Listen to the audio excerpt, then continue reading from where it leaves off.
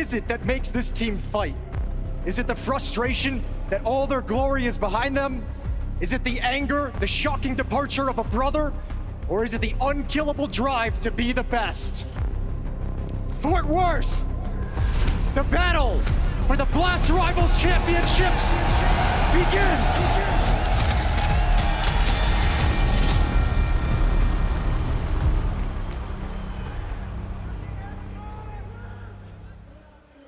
Let's get into this one. FaZe versus G2, two of the biggest organizations in Counter-Strike. And like Jason just said, the battle begins. FaZe gonna be on the T side, G2 starting on the CT side. And we'll see what they have in store for us here. I mean, a lot of talk about the in-game leadership for both of these teams. Twist gonna be having to call first on this T side. Heading over towards B. Plenty of players already in the tunnels. We've got NertZ, who's pushed up into lower. The Dual Berettas at the ready. And you've got HeavyGod waiting in the site. Oh, he's waiting all right. They're coming right at him now. Boy, he's got that first headshot. All reliable. HeavyGod gonna be a Twist response at least. Frozen coming through, and HeavyGod does a good job with 2 kills coming in, but for the most part, FaZe is gonna be a lot happier about this. They're in the site, and now the bomb can be planted. Okay, bomb going down can be a tough retake though. Sunpius close up the window. A little bit of utility, he's gonna push forward, drop by Frozen, and that shuts it all down. That should be the pistol secured. Yeah, well, Mattis straight through the window. Frozen is dead in a really tough round ahead here for Mattis. Hard to see how he's gonna get into this one. He goes out through the window. Undetected so far. There's the head shown, and now he should be taken down from down below.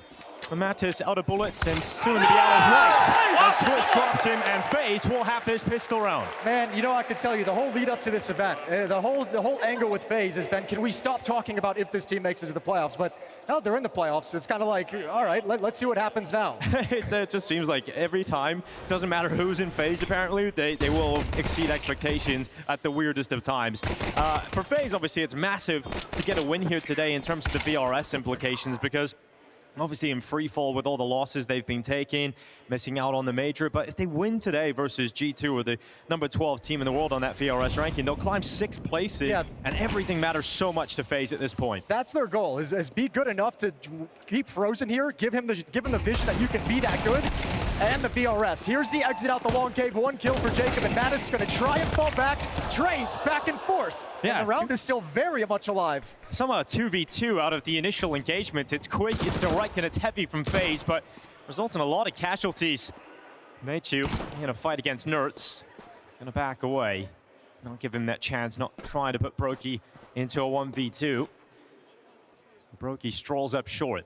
It's all about the timing. If he spots this push, this is the play that G2 wants to make to get back into the round, grab some information, and it's looking just close to perfect. So when will someone from FaZe consider the flank? When do they turn around? Brokey's got the bomb, he can't get caught. Oh, here's Mechu looking the right way at the right time. Does get back to it. Hunter dies, and NertZ now 1v2. They know exactly where he is.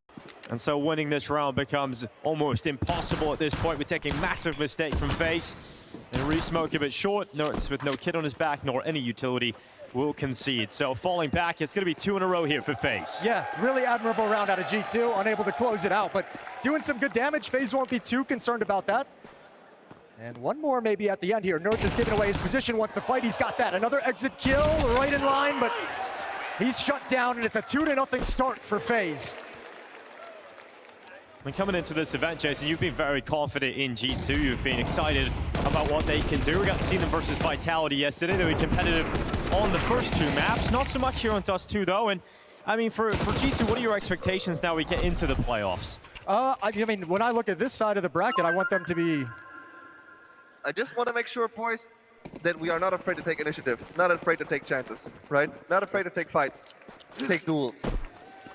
Try to be the difference maker, boys. I mean, with this side of the bracket, I'm looking for them. The semifinals is going to be huge, but I'm looking at them to get through these quarterfinals. You know, for me, this is a match that G2 can really make a statement. I know FaZe has been struggling. I know we've kind of lost a lot of faith in them. Well, maybe not the crowd here in Texas, but otherwise, we've lost a little bit of faith in them.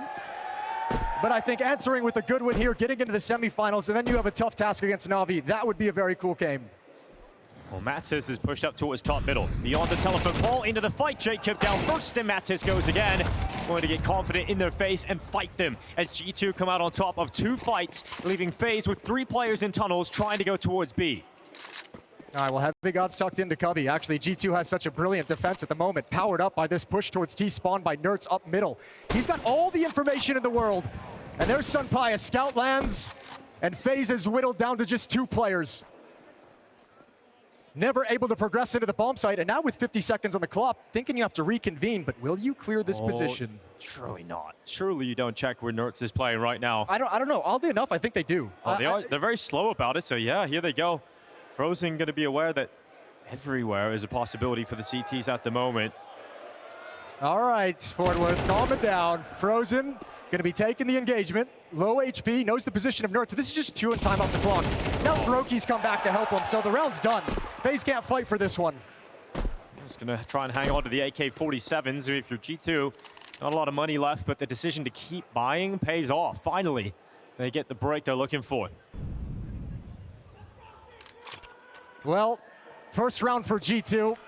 That's going to be, and this is part of the reason why I've gotten excited about them, and I've been excited to see them play this kind of aggression.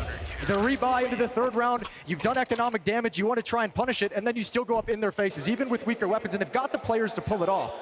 I mean, you have to remember too, like there's an element of this that gets me excited, because one of my favorite teams at the end of CSGO was that ENCE lineup. Saw as the coach, Sunpius, NertZ, like now that these guys are reunited, I think you're seeing Sunpius gain that consistency, and I'm hoping we see the same trend out of NertZ now that he's reunited. I mean, we have seen him have some great performances in the G2 jersey so far upon his return, but we didn't necessarily see that yesterday against Vitality. So we're interested to see if that progression, that upward swing continues against the better teams. I'm sure it will eventually. We heard Saw saying that he's come 80 to 90% integrated into the squad. Well, he's going to get tested here in this round, it looks like so far. FaZe and Twist are just going to have a little bit of fun in middle and maintain some presence, but with 3 players in the bomb and upper B, this is going to be a split. So NertZ and HeavyGod going to have a challenge coming their way. Hunters and CT spawn to help the pressure, and here it comes. NertZ going to be up first. Spray down from NertZ going to work out. NetZZ take it away, and you got to get away from the flames if you're HeavyGod. He has moved off. NertZ has got a second. In the meantime, HeavyGod backing him up, and HeavyGod down. But NertZ is still alive, still in the tunnels, and still a threat for FaZe, who's on 11 HP. NertZ on 10. FaZe goes into the shroud of the smoke. Trying to find him, trying to spot him. They're right beside each other. NertZ, the pistol's out and not able to get it. A prolonged fight, but FaZe gets by the smoke. Mattis has been taking his time as well. He wasn't exactly sure how fast he could move over to the B bomb site to provide help. Now that he's gotten here, though, and FaZe's attention is split, this is very strange. Bomb still not planted, so time for G2 to figure out how they want to handle this. Yeah, Mattis with the help, needs this kill, does a lot of damage, can't get the frag though. He's naked though. FaZe's very, very low, that's gonna blast him away. And it won't, he somehow dodges it. FaZe with the awareness not to back into the car straight away. FaZe and NertZ are immortal right now. It's crazy how much damage they've taken, but still standing. Another piece of utility, but he dodges that as well. He goes for the fight, finally dead, but it's a 1v1 that Mattis will win here for G2. Huge step up for Mattis, one of the players coming to this kind of plucked out of obscurity, and he is one of the players who showed very, very quickly he deserves to play on these stages. Beautiful clutch.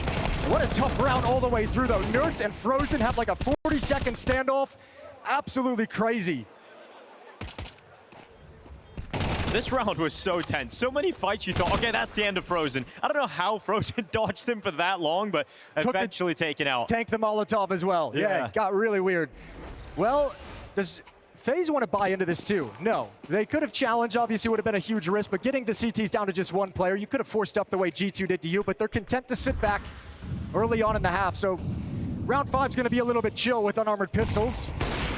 There's some bias grabbing the opening. I mean, there was a big conversation yesterday for us during the game versus Vitality, but also from the desk today about how some Pies has been playing better Counter-Strike and how much more deadly G2 look when that's the case. Yes, I mean, a map like Dust2, obviously we know that can pop off, and obviously on the other side of the server, we also know Brokey's had some struggles, although it is Friday, so we're going to see how that goes. Sunpius yesterday, the better... Oh, Jacob, there we go. Don't leave him hanging. Sunpius yesterday, the better opper in the Vitality G2 series as well, out-impacting Zy, at least on the first 2 maps. Very impressive stuff. That's a feat he's been doing a couple times throughout his career. Round 6, op out on both sides. And a heavy defense towards middle, and G2, they're unrelenting right now. What an aggressive game plan to open up the first map. Just getting in their face, really trying to disrupt any of the calls Twist might have. And just hitting the pause button here. FaZe, though, aware that this is a possibility, but how far does Mattis want to go? And he catches a great timing to remove Twist. He's sticking around. He's gone back in for the second dip, but Jacob cleans up, and both of the G2 players dead in middle. Yeah, very necessary. Good timing on the grenade as well. Those kills come out. The lower players are going to feel safe to turn the corner, so tank a little bit of damage from the HE grenade. One man down is G2, still recoverable. Sunpias out towards long. A little bit out of the fight with that AWP, a very valuable weapon that's not getting you long-range information. Hunter's going to be playing at the rail towards the A bomb site, and HeavyGod patrolling mid and B. He's got the most responsibility on his shoulders. But look at the way he's reading this play. Silence in middle, slides to CT spawn, now set up perfectly with Hunter. Well, Hunter keeping his head down for now. Flash for HeavyGod to be sent in to support him. And Hunter goes for the peek. Plenty of players, all blinded! And the HeavyGod flashbang works out perfectly. Hunter with 3 kills has just carved FaZe up and put Frozen into a 1v3. He can't win this, but Sunpias will deny any access to the site. Brilliant round out of Hunter. How can you not love that kind of team play? HeavyGod the full rotation from middle just to chuck the flashbang. Great comms, great communication. And G2 solved the problem before it even begins. Timeout taken from FaZe, new coach NKJ, a chance to have a word. Couple of moments yesterday where Hunter looked maybe a little lost, making mistakes that we don't usually see from him, in particular here on Dust2. I mean, there was a couple of rounds where maybe he's thinking so much about the calling, he sometimes lets loose on his own individual skill, and I think that certainly was the case yesterday versus Vitality, but if he can have a great game today and step up individually, obviously that just tightens this ship even more for G2. Yeah, we all know, we know that we talked about the IGL brain of where like the attention just gets taken away from the crosshair, so yeah, we've seen him have a few moments where it seems like his focus is just elsewhere, and that's not unusual for IGLs, especially with new players coming in. But this is a thing of beauty. You had time to set this play up. You got to move into position while HeavyGod was rotating. It was perfect in every sense. And it's a 2-round lead.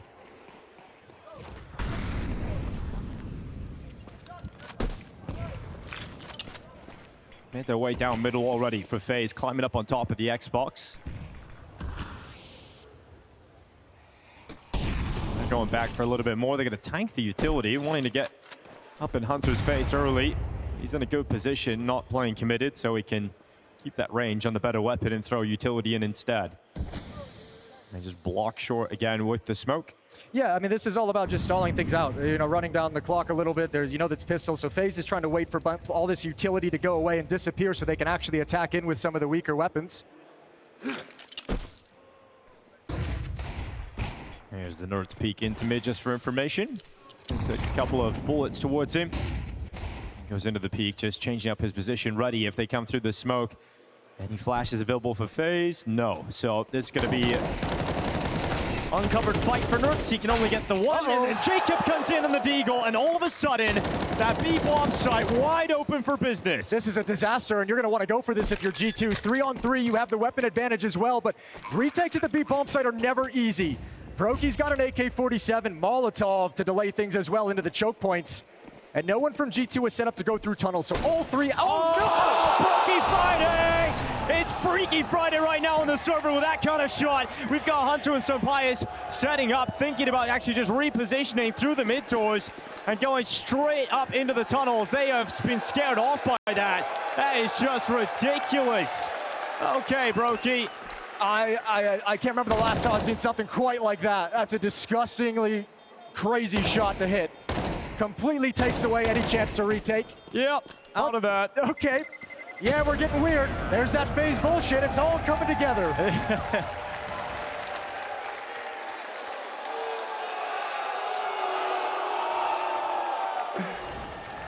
Absolutely mental.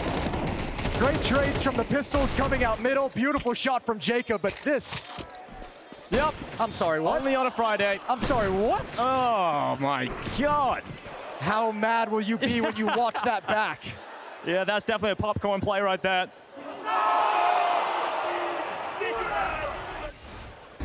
Some of the co-streamers we've got down on the floor next to the commentary booth. Icebox smoke deployed out. FaZe gonna move down middle. What a great round to find for them. It was looking so good as well there for NertZ. They didn't have a flashbang to get him off the angle. He's primed himself for them coming through that smoke. But this is where the strong maps against Vitality yesterday should give you some confidence in G2 to be able to withstand something like this. They answered the call against Vitality a number of times. Surely against FaZe they can as well. What, coming through the doors is Twist again. NertZ dead. HeavyGod's gone. And Brokey and Twist combining. Okay, the OG FaZe players all finding themselves a lot of success. And it's going to be Mattis with no chance. You say you have faith in G2 to bounce back from that. They get annihilated in the follow-up round. Yeah, they really do. They still got money, though, to buy moving forward in the next round, especially Mattis is going to be desperate to save this M4, lowest on cash. So how much does FaZe want to hunt out of these round wins? Brokey's just waiting to punish if he continues the push. And this FaZe team, with 2 rounds in a row and a round like that you win with pistols and the Brokey shot, that's going to build up some momentum for you. This is still, despite all the struggles they've had, going to be a scary team if they catch momentum and start believing once again.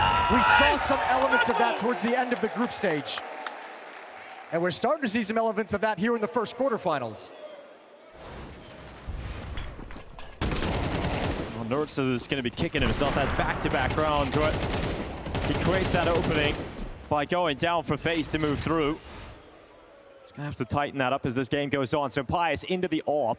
We're gonna see G2 start figuring out if they can get something around this as well. It's actually kind of scary, a hero AWP, so you won't have it in the next round when you go for the full buy otherwise. So really gonna see if Pius can create you anything, and if not, I mean, you're just gonna look for the first opportunity to save that and keep it alive if the round's out of reach. Well, he's looking to plug that gap in middle that's been such a threat against G2 here.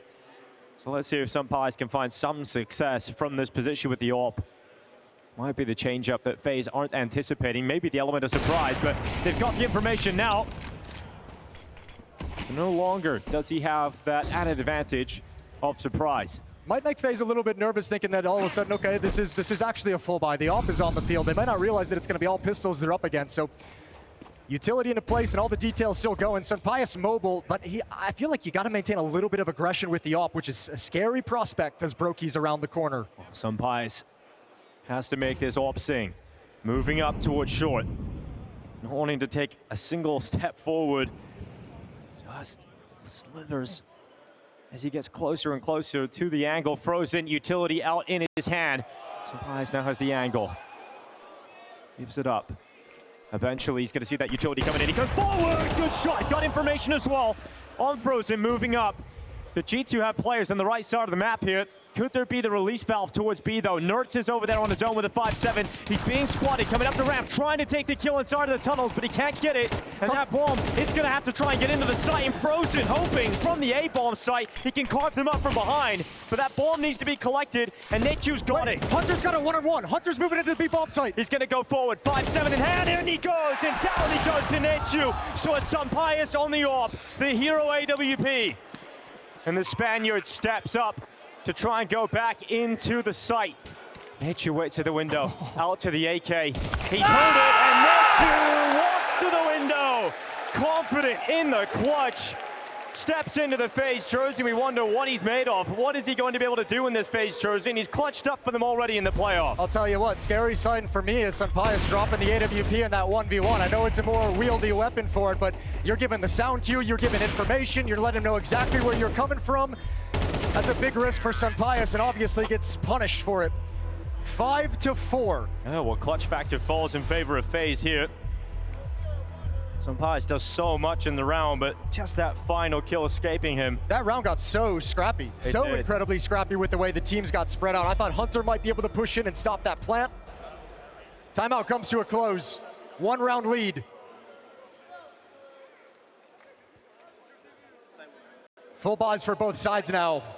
The AWP is back in the hands of Pius. Managed to figure it out. Get it into his hands for one more time here. Does require no Kevlar, though. It's a glass cannon for Pius, but for the way he's been able to perform, you want to get it out if you can. FaZe, again, heavy towards the tunnels. Well, they had success with this before. Are they just going to let Brokey go for a pick, or they want to actually try and attack in after the Molotov fades? Oh, they're moving. Yeah, here they come. NertZ going to wait on the car. It's HeavyGod who's got that first kill on Twist. NertZ again going down. FaZe has got the follow-up. So Pius getting caught as he tries to go back out the window. And Matters moves out long. A really important fight to keep this dream at least slightly alive. But Hunter feels like a risk is needed. He gets towards the smoke of the doors and not moving through. Okay, Molotov out towards the window is going to take away his play as well. It keeps him off the bomb, though. At least the plant has been delayed as long as possible. Yeah, Matters has been able to rotate over because of that. So here they go. Smoke again down towards the doors. The plant is finally coming in. But the flash goes over the top, and it sets off Hunter. Brokey misses the shot, and Hunter has both kills. G2 finally breaking through in the retake of the B bomb site. Hunter was looking for that play the entire time. He was waiting for the moment. That bomb being planted. Great flashbang over the top. Brokey knew it was coming too. Flashbang extremely effective. Puts both players on the back foot. I'll tell you what, though, that's a weakness at the B bomb site now. A couple rounds they've been able to break in. They've done it on an eco round with the mid to B split. They broke it in through the main choke point with guns. Now they do it again. Oh. Brokey hitting some nice shots today. I tell you, it's been a fun start to this game, hasn't it? First 10 rounds have had their highlight moments. It's been quick. It's brawly, isn't it? It's definitely a brawl. Yeah, with this FaZe team, Twist at the helm, just very, very quickly. Probably not a whole lot of time to work with the coach, institute a new plan. So, now goes Brokey. The shot will whiz past, close to a kill, but Jacob just sent through, forced to fight, and hasn't been able to make much of it. Matzis stopping him in his tracks. Yeah, maybe trying to catch Mattis with the unexpected play. Normally you just see the Opper fall back and it's chill. They want to send one forward and maybe try and catch him off guard. So the round will slow down now. Smoke towards the double doors. All four players for FaZe in middle. NertZ and HeavyGod starting to push into the upper tunnels. Oh, Nature just turns his head away. And NertZ is out of there. He's like, okay, we got the info we need and haven't necessarily been able to make that work. Do not give up the advantage that G2 have.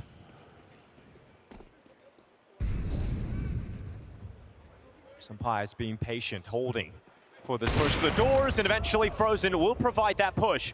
Brokey nearly dropped, and Sampai's unfortunately for G2 unable to follow that up. That would have ended the round here and now, but still a shot at this for FaZe. 45 seconds left in a 3v5. Yeah, just been thinned out a little bit too much. This might just end up, I mean, you got two options right now. Kind of walk into the B bomb site. You'd probably want to go contact at this point, or you just back off and save the weapon. But with the way they've been able to break in previously, NertZ has played this position at Car in the previous round a little bit scared, which allowed them to scale into the bomb site. If it happens again.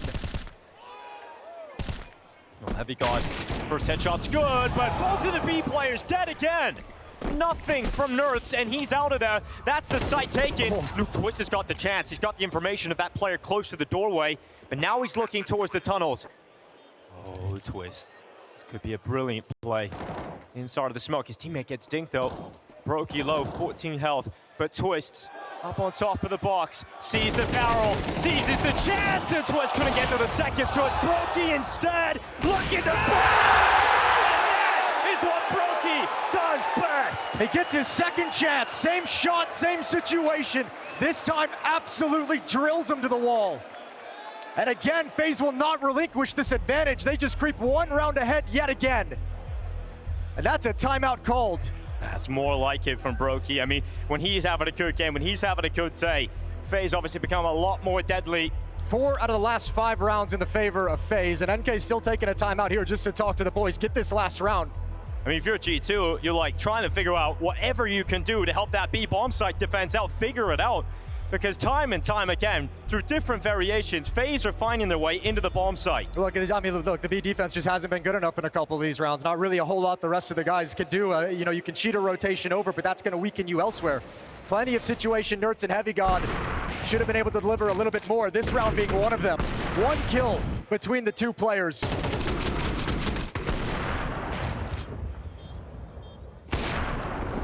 Six to 5 into round 12. Nursing a lead is FaZe right before halftime comes. And G2 looking to tie things up with scraps. MP9, 5-7, FAMAS.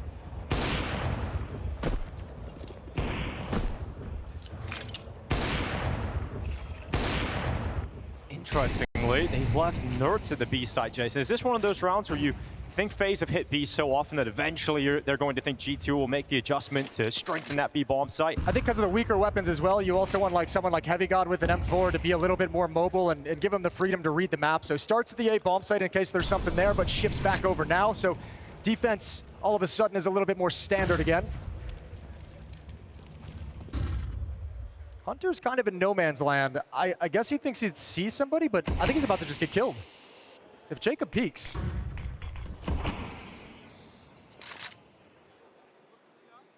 That's an enticing gap in the smoke, but one that almost seems too obvious. Mattis, MP9, can he get more than one hit? Heads turn, he can't even, well, eventually does get that one kill, but NertZ trading him out. Hunter trying to move into position, but he's being spotted towards the car. Here come FaZe, moving forward, but Senpai is carving them up, slowing them down, and still a threat inside of the site. Brokey and NertZ trying to come towards this A bomb site. There's a flank coming as well from HeavyGod, eventually outlawed, but it's not required. Senpai grabs an extra round. We've got a tight game here in the quarterfinals in Fort Worth.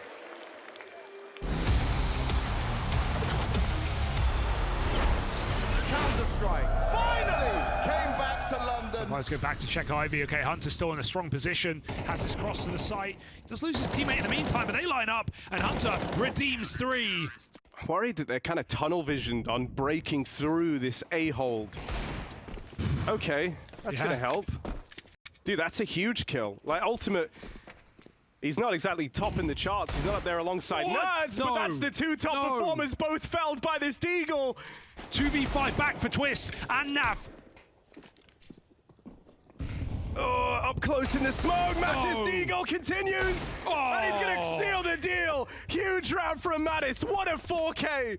HeavyGod awaiting some kind of an action down ramp. He gets what he was looking for, and he takes minimal damage in return. He doubles back to sight. As they're trying to chase down Shiro, he strikes. But Shiro, that is crazy. Looking to emerge around the side of the smoke as Donk was still a couple steps back. And Donk doesn't get the HeavyGod kill right away. In fact, HeavyGod takes his head off. Man advantage in a clutch. They're gonna double swing the other way. He makes loud steps. They know they slide right out, and this streak of rounds keeps going. But look at this cat presence coming out of FaZe. They are tiptoeing closer to an unexpected gunfight for G2. G2 fully focused here on doors. If Frozen draws their attention, the cat swing comes over top. And the bomb carrier's dead. HeavyGod's got the trades going. 3 kills on the round. Oh, that's excellent. Now he's low. Has to be a headshot. Again! And it Again! They lock horns and HeavyGod rips Rain's head off. Hunter's calling the correct move at 25 seconds. We've got an incendiary down on short side. That's going to make this problematic for bomb Furia. has to go. And then we get this activation out of Senpai. Bombs down. Oh, man. Again, it's the multi-frag. Again, it is G2 throwing a wrench into Furia's works. It's been amazing to be back, London. Thank you for having us. Let's enjoy this 5-map final. This pistol's going to feel like everything. Oh, okay, never mind. No chance at catching your breath whatsoever. It is immediately out onto this outer yard. Mattis continues to tap players out of this round. Quad kill. Hunter and Mulbs within this bomb site versus 3 of 2025's very best. The old bones of this new lineup. Hunter waits for the presence. Oh, it's an instant headshot. Second. The Kovac blood runs deep. The talent knows no bounds. But with Flamesy from the bottom of the board and a smoke on the bomb, he's gonna just try to stick this. You are denied. And G2 do what no one else could. Not Mouse, not Falcons. G2.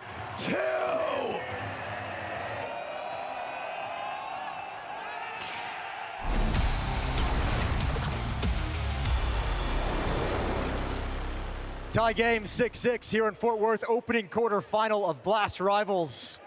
Surprising to see FaZe challenge this much, but they've built up some energy. Brokey's having good games, and all of a sudden, it's like, ooh, that's actually, they're dangerous again. Yeah, it's been fantastic to see how fun this game has been. You know, both teams having their stylish moments. Makes sense. We're playing in the Dickies Arena, and we're getting ready to go out towards A-Long.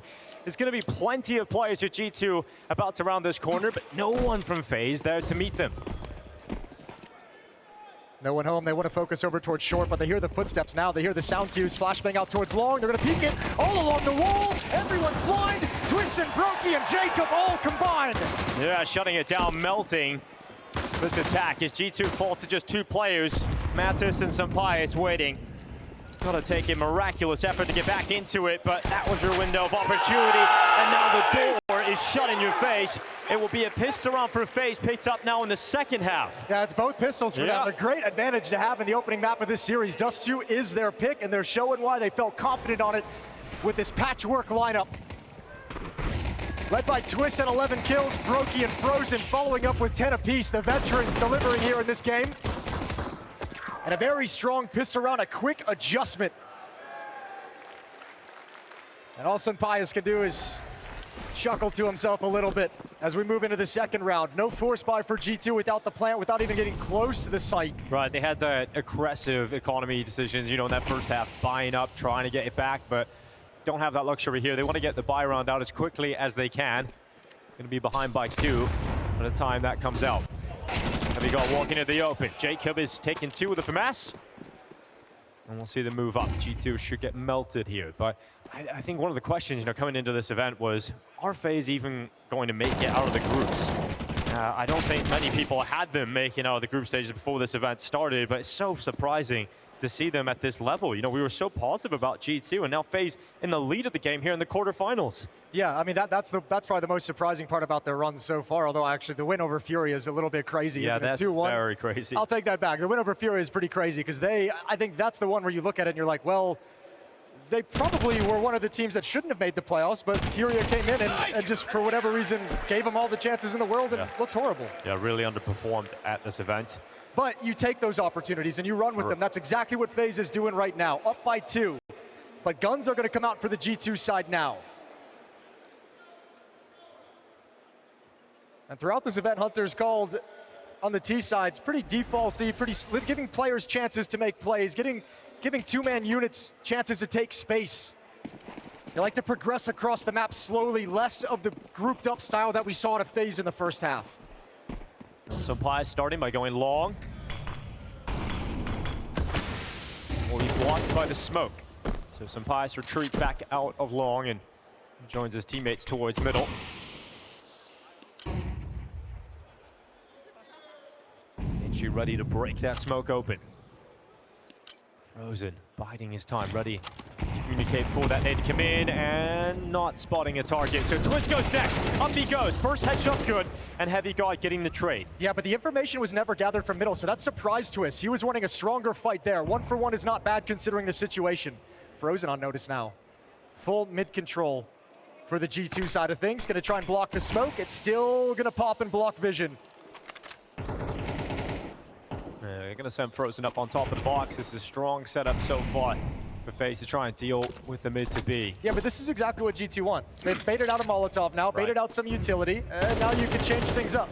So there's going to be more pressure on the new guy, NertZ, to hold on to this B bomb site as G2 shape up to attack him. Oh, especially now that Hunter's changed the... Oh, no, he's not. They've called it back. HeavyGod's a little bit between 2 minds. Watching the flank as NertZ gets out middle. Leaves only 2 players to attract directly into the B bomb site. And NertZ can handle that. Yeah, let's see if he can. New guy in FaZe being helped out by Frozen's aggression. They're going to charge up to the B ramp to join them, but HeavyGod might have just found the gap. Piecing it together, he's got both. HeavyGod unleashes, but so does NertZ, and Jacob on that lit long flank comes in to secure it for FaZe. Yeah, concerning seeing G2 go between a couple different ideas back and forth. HeavyGod seemed like he wanted to join with the upper B push, and then you'd have a 3-on-1, which guarantees at least the bomb site, essentially. But 2 is something that you can handle, especially when he's got teammates distracting them in middle. Yeah, with the way FaZe just stepped through the smoke, Frozen, here we go. This is it from his POV, just running through that CT smoke. That's also a kill that NertZ should have had. I mean, that round is like, yeah, great on FaZe for winning it, great 1v2, 1 at the bomb site for NertZ, but NertZ should have had a frag that makes things easier. I think that's a perfect thing to bring up because in that first half, how many times did we say that about NertZ, right? That's a kill he should have had on the CT side. If he was doing what NertZ just did on the B bomb site, could have been a very different CT defense for G2. And NertZ proving that this B bomb site is going to be a lot stronger here for FaZe. And now just pistols for the G2 side. A 3-round deficit. Scaling up short quietly. No information gathered by Twist in middle. There's utility to spend. Smokes and Molotovs for the execute off short.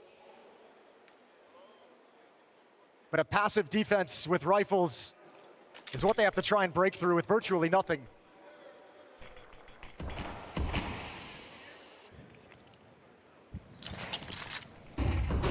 Trying to stop them. It's going to be Jacob straight away. A haircut towards NertZ. Looking for a follow-up kill, but Broky's got that. Sympaius' deagle does ring out into the kill feed and make Broky a little nervous. Yeah, the fact that he forces Broky back is actually kind of interesting. Now let's see what happens. Over towards short is going to be the retake coming from Twist, but he's alone. This Tech-9 can do work, and it will. Nobody there to trade. That's a gun that can be recovered, and all of a sudden, G2 has a chance at this 2-on-3. Yeah, Sympaius and Hunter. Experience between them to try and win out this 2v3 opportunity. Hunter waiting at short. There's the rifle out, and unfortunately for G2, unable to make the most of it. Broky and Frozen come right back in, and FaZe to another round victory, up to double figures. Yeah, another valiant attempt in a low buy round from G2, but another one of those valiant efforts that goes the other direction. And starting to run out of chances to come back in this game. 4 rounds back. Money's going to come back under their control. A full losing bonus means they can buy whatever they want, and they decide to burn a timeout to talk it over. Good shot from Sympaius. That really opened up the chance. Well, Jacob should have peeked into him. Another decision, another question, but Sympaius absolutely making the most of his opportunity, and G2 couldn't close it. And timeout, trying to figure this one out. Trying to find some way into this game now for G2 because they're running out of chances. I'll tell you what, though, one of the reasons why I've kind of grown a little bit high on G2, and I've actually I'm liking the progress I'm seeing. Saw gives me a lot of confidence, you know, as a coach, with what he's been able to do and how he's been able to build this team up, what he's been able to do with some of his past teams. So give a timeout to Saw. Very, very good at making the adaptation for the team to turn things around. Let's see if he has that success here. Yeah, let's see if there's a turnaround from the timeout into play again. You've got everything you want. You've got Sympaius on the AWP. You've got plenty of utility. Everybody on an AK-47. Set up the boost early on. It's only been one player to cross. It's going to be 4 defenders at long. Nature wins the fight versus Hunter, and instantly it's an advantage for FaZe. Well, NertZ is going to make the move out mid, but Broky's already prepared for it.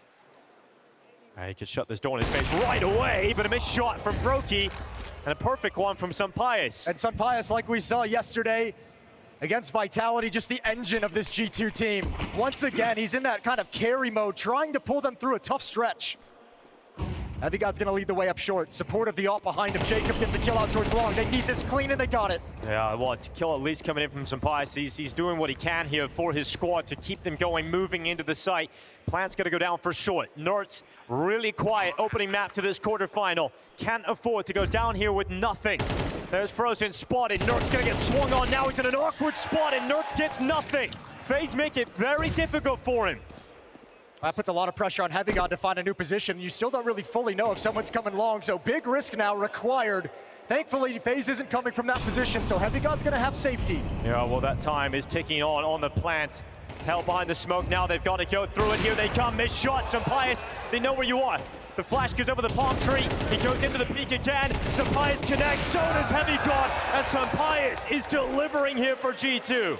Absolutely monster performance. 20 kills now. 4 kills in that round. A must-win scenario for G2. And how many times is he going to be the one to pull them through? Kept them in it yesterday when they had a slow start versus Vitality on Mirage, right? He was the player, the only player who was performing long enough for the rest of his teammates to show up and make that one a real fight against Vitality. So good to see that form continuing into the playoffs here for Sympaius, but it's yet to be seen if it's going to be enough. The money's there for one more buy on the FaZe side of things, but it's gone if they lose this round. Thankfully, Broky gets the opening kill. Once again, Hunter, that initial player to go down in the drop. Yeah, Broky just throwing himself into the mid doors. He actually took a nade to the face. We'll see it here from his perspective. Oh, just spotting a little bit of Hunter. Brilliant shot from Broky. That's a crazy way to die if you're Hunter. You're very frustrated. Back-to-back 4v5s that G2 need to convert. Gonna be Sympaius again. I mean, look at the riflers you expect to show up here for G2. You've got 8 kills on NertZ, 10 on HeavyGod, 9 for Matters. Sympaius sitting at 20. Well, this is where you're looking at HeavyGod, who's had a relatively quiet game compared to the rest of the tournament. This shot from Broky, he's gonna back away. So cat control over to G2. HeavyGod, the 4th highest rated player of the event so far. Today we haven't seen that impact. And another mid to be split. NertZ throwing out the utility. This time he's gonna be alone as the lurk. More forces heading directly through the tunnels and traded. Yeah, NertZ, the 1-for-1, he'll take it, but Sampayas, there's the advantage pulled back, so it's gonna be a 3v3. They're saving. And yeah, that's enough to force FaZe away. You highlight the economy at the start of this round, and that plays a factor in the lack of attempt for the retake. And this kind of lead, you can sort of back away and play with the lead a little bit. You don't have to risk all the weapons now. You get to chill and just save them for the next round. You can have a full buy. The next round you can be dangerous. NertZ has 1,000 in the bank. They'll be getting an additional 1,900 after that. So they have the option to force up if they want. That would be a risk. I'll line up to grab some exit kills as the bomb explodes.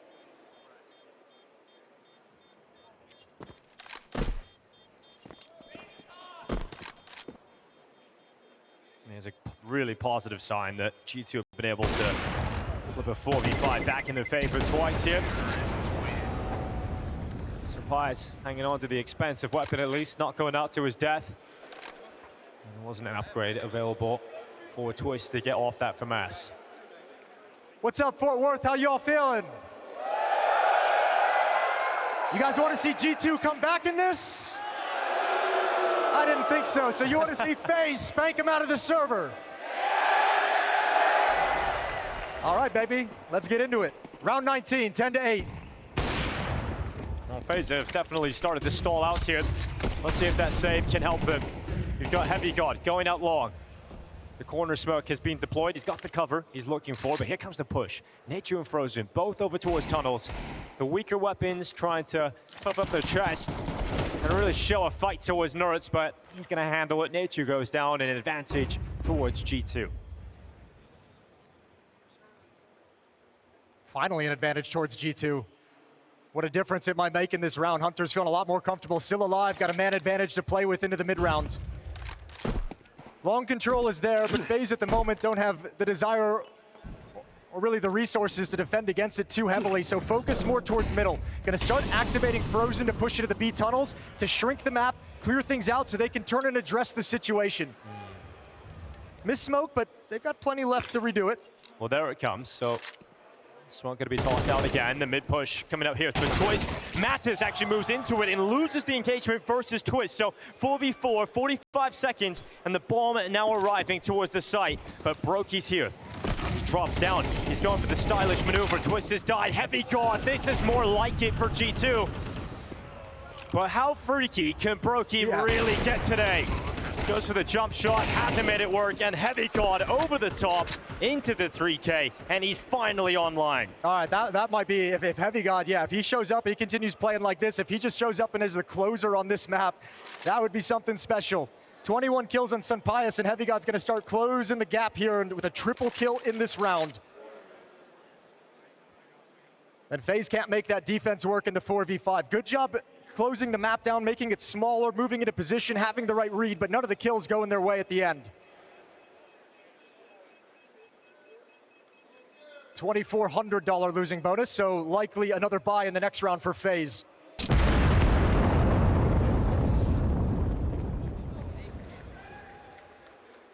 But that 4-round lead has disappeared quickly. 3 in a row for G2, and is that the signal that they've gained control? Feels like it, doesn't it? It feels like it has shifted towards G2. I think the attitude of like shift in terms of being able to win back-to-back 4v5s, HeavyGod coming online. I mean, all the signs are there that G2 have turned this around. If they tie things up here and now, then even better, because FaZe don't have the AWP here at all for Brokey. It's going to be full rifles. You have an advantage if you're Sampayas in that department, and then you get the man advantage as well. So it's Frozen dead in middle. Wasn't super aggressive, but probably one of the faster paced routes for G2 to get down middle and get into position. Twist has spotted one, and he finds the equalizer. Sampayas just beneath him, though. Yeah, being able to react quickly here because NertZ looked like he was going to be solo towards that B site. So Twist gets aggressive, forces himself into a couple of fights down lower, and he's still confident to engage. But now he's pulling Brokey in, who's up next. Brokey coming through, swings, and the 2 kills come in for G2. At least Jacob was around, so he gets a frag, but he can't fall back safely. He will actually make it around towards CT. NertZ is hunting him. But the utility, looking to burn him out. He's so low on health. Will it spread? Jacob moves into the smoke, and he dodges the flames. There's the push from NertZ. Good clear, though. Good clear from NertZ. He's likely going to go down. Can't win the fight. Oh, Senpaius is here. 1v1. Jacob's on 5 HP, and this is the top fragger. The best performer for G2 in this quarterfinal.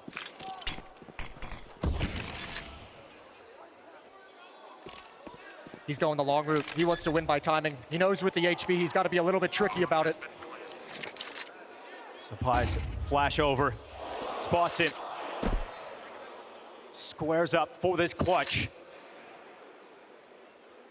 Jacob looking into the dance with Sun. He's sitting at the elevator, moving in. Jacob is going to win it. That's incredible. And it's shock in the arena right now because no one was anticipating once he gets spotted that Jacob is going to win it on 5 HP. The hard clear of that position, and Senpaius didn't want to take any kind of 1v1. He had the information, could have swung, decides to play it a little bit more sneaky. What a punish. Jacob spots him on the jiggle and just spams the position, but this round is provided by Twist. Equalizing kill, maintains presence on Catwalk. That's a superstar performance out of Twist to bring this round back for FaZe. That's the kind of clutch that fires FaZe back up, because we were just talking about how that momentum was now starting to shift towards G2. Everything was going their way. If they win that, very likely they just round out Dust2 from this point onwards, but Jacob has kept FaZe in this. You can see the energy as well that gets pumped into the team when you win a clutch like that. Yeah, we've seen that, and again, we've seen that momentum kind of building. G2's put a stop to it, but FaZe has done a good job of keeping things energetic on their side and keeping this belief up, and again, nursing this lead the whole way through. G2 will creep it close, and FaZe just extend it every single time, 11-9. And it's G2 who have the full buy in this round, but actually both teams really hurting for money. This turns into a massive swing round. Winner of this gets a huge advantage moving forward into the next one. Bombs are back on both teams. It's going to be 3 starting long here for FaZe, 2 inside of the B bomb site. Quick cat smoke here from G2. FaZe are not going to adjust the defense at all. We'll just hold on. They've got Brokey holding the line, so that they're comfortable enough not to change things up with that one smoke being thrown out.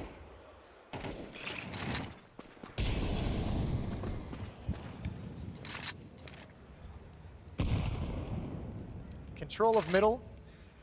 No presence towards long, but Senpaius watching for a push. Mattis is in charge of any push from the B-bomb site. So they have options. Can apply some short pressure, go mid to B. It's a very split default CT defense.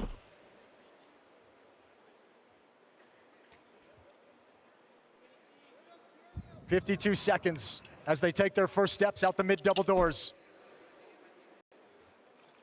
And the B bomb site will be the finishing play. Smoke up in CT, and now it begins. Coming at NertZ and Frozen, looking to defend the B bomb site, but Frozen dead at the hand of NertZ. Mattis eradicating NertZ from the site, and there's no other option. You have to save these 3 weapons, and the B bomb site falters for FaZe. It's almost too clean, right? It's almost like too clean to win of a round, because now FaZe gonna save 3 weapons, and they'll likely have another investment moving forward into the next one. Losing bonus is a little bit light.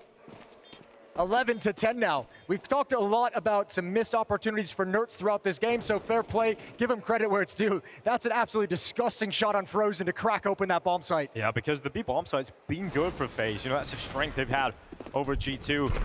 Oh yeah, that's a great shot from NertZ. Frozen kicking himself, he didn't make anything of it, and once he dies, you no longer have a stronghold from NertZ either. Look how nice of an entrance it was for G2, though. There was no smoke in the double doors, no Molotov over towards the window to slow him down, no flashbangs coming in to slow the progression. Because the defense was so passive, so split, no eyes on middle, that's the gamble FaZe took.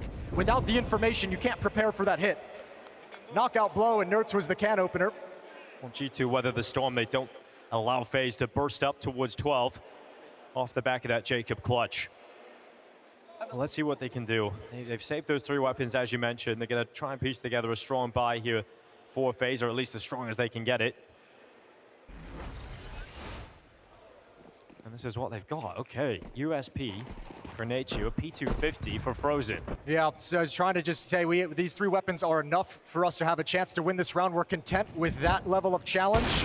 But they're coming at the B side, and I like that call from G2. Just go quick. They likely don't have the best weapons on the site. Brokey's dead. Nature only has a USP. So he's going to go down after 1, and that's it. So that's the B bomb side of Raps. Great call from G2 just to hit the weaker bomb site. Bro, that's a pace change that FaZe never expected. It's been way more chill. The opening of these rounds have been a little bit more conservative, taking a little bit of time to gain some map control. For this level of aggression on this round, caught Brokey completely off guard. Initial contact takes him low, but he didn't expect the push afterwards. And G2, 2 quick rounds in a row to tie things up. This map's gonna go all 24. We're gonna see who's gonna have a chance to close it out in regulation. Great to see the game delivering on this front. You know, we've had clutches from both teams, stylish moments throughout Dust2 so far. That's exactly what you want when you get FaZe and G2 into the server.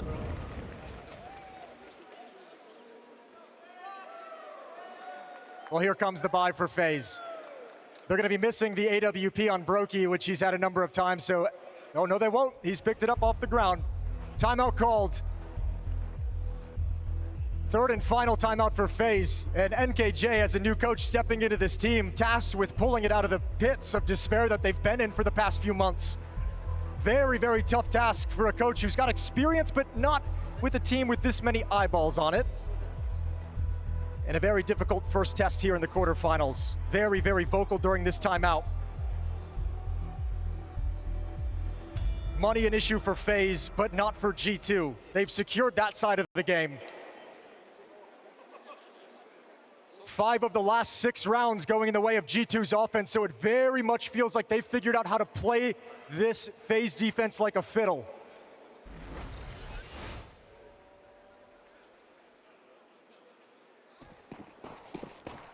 And off they go into round 23.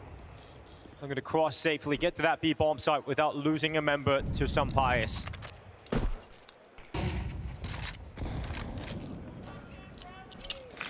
A lot of B hits throughout this game from both sides.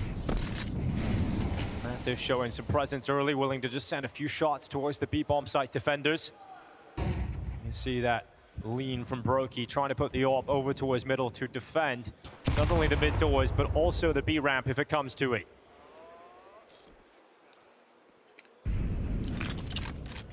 Continuing to layer smoke grenades towards the doors. Minute 10 left. I don't have information over on short, so Twist had to give up position in CT to man the A ramp. Brokey's gonna slide back as well. We just passed the 1 minute mark, and G2 really haven't made any kind of moves across the map just yet. Secured Xbox control. Now once again pressuring middle. They've had success at the B bomb site. Do they want to continue back? Does FaZe want to cheat someone over on a timing?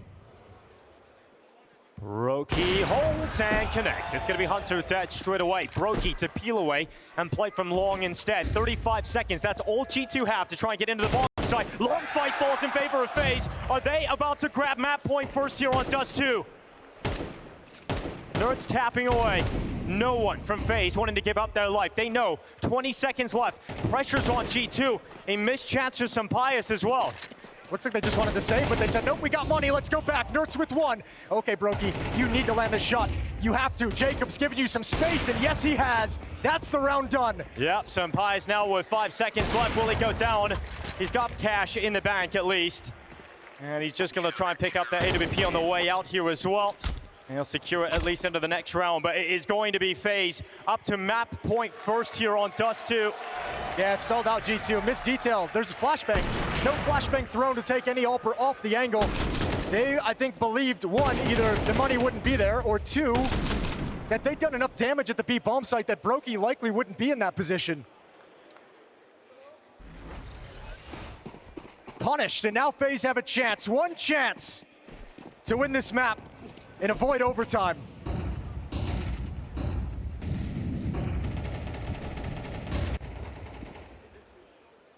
Not long. Plenty of players for G2 just beyond those smokes. HeavyGod, the only player lagging behind. watching in case FaZe would have sent the player aggressive up middle. No one from FaZe dared to do that just yet. But you do have that investigation now up through short. Twist and Brokey. Misfire on the flash. They're going to start peeling back as they hear the utility being deployed from long. The fight for Dust2 will end here on the A site. A game littered with B hits, but it's A that we finish, and Jacob has got the first headshot. Is Sampaio dead? The big impact player for G2. There's a gap in that smoke, they can't cross it. And they have to wait. Flashes are coming in, they're being delayed.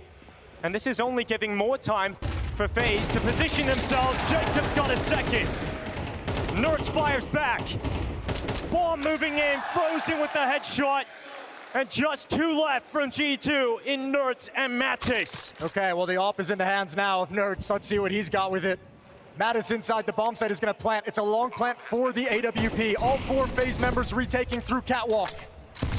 Trying to continue this FaZe fantasy in Fort Worth, looking to take the first map of the quarterfinals, and FaZe will strike first. G2 will fall on Dust2, and FaZe are 1 map up.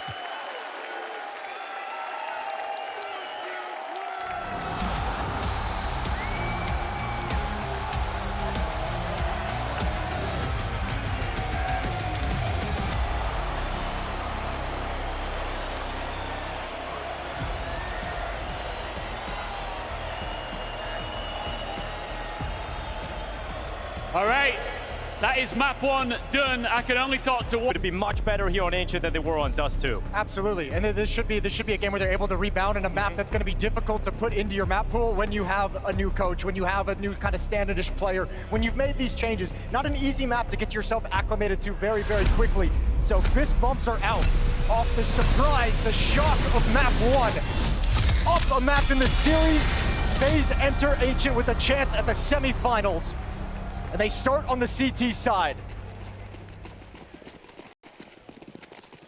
Be starting heavy over towards B. Now FaZe very good in these pistol rounds. You've seen that over on Dust2. Be fantastic for G2 to come into the second map after a loss and try and kick things off with the win here. Frozen climbing up towards the top of the boxes. Plenty of players from G2 just around this corner, and it's a clean, quick first headshot on Mattis. Oh, they've got him boxed in now. This is tough. Hunter can't be involved with any of his teammates. NertZ might have to help alleviate some of this pressure. Hunter's even still challenging over towards Cave. Good shot. Frozen's going to be forced passive, and that's the space that G2 needed. Yeah, that was the block being taken out for a spin for Hunter. He spotted the next target here as well, Nachu. He's looking to stand his ground, but no ground to stand on whatsoever. Hunter has swallowed him up. I like that Hunter was so aggressive in making sure that he never let him get away there. Back to the B bomb site, G2 aligns themselves, but all of FaZe, well, 2 members of FaZe are here. Yeah, Twist up on the bot. It's going to be really tough. How has Hunter won that as well? He's finally going to be dropped by Jacob, but the kills are coming in here for G2, and it's a 2v1 with Brokey required to clutch. Yeah, Sampaio is coming on the ramp now. Any spot of information would be huge if he can grab this. Yeah, and he's got it. He's going to stick around for the fight. Falls to Brokey, but the gush is the information passed over to NertZ. Brokey and a big clutch over on Dust2. Looking for it again here, but NertZ will deny a pistol round available here to G2. They didn't have any of them on Dust2, so that's probably a conversation they had during the break between maps. First things first, let's get a pistol round. Let's just start there. Hunter delivers you a triple kill, convert the 4v5, but it's all due to the aggression, the fearlessness. Once NertZ announces that he's gushed him, Hunter knows he's got an advantage and just presses the issue. Perfect to set his team up. You asked how Twist lost that, he fell off the box. Yeah. So he'll be a little bit frustrated out of that pistol. No investment in the second round from FaZe. USPs, they just want to save and get the rifles out as soon as possible. Love to see NertZ get a better start here. Really struggle to kick off Dust2. Struggle again in this round. With that AK, just want to get to it. Pick it up towards the elbow here if you can. And the first spot's come in for G2. They lose a couple of players, but regardless, it's a couple of rounds. A decent enough start, but we'll see FaZe now get into purchase. That purchase is going to be in the way of a FAMAS and 4 MP9s. So they actually don't invest everything they've got. They go for the third round like half buy. We call this the Brazilian buy. MP9s in utility that can be damaging. That can obviously win a round, but then you save plenty of cash if it goes the other direction. It's a way to kind of sneak an extra buy round into things. Early utility out. G2, all 4 players aligned towards the A bomb site. Matt is the player away from the action, lurking.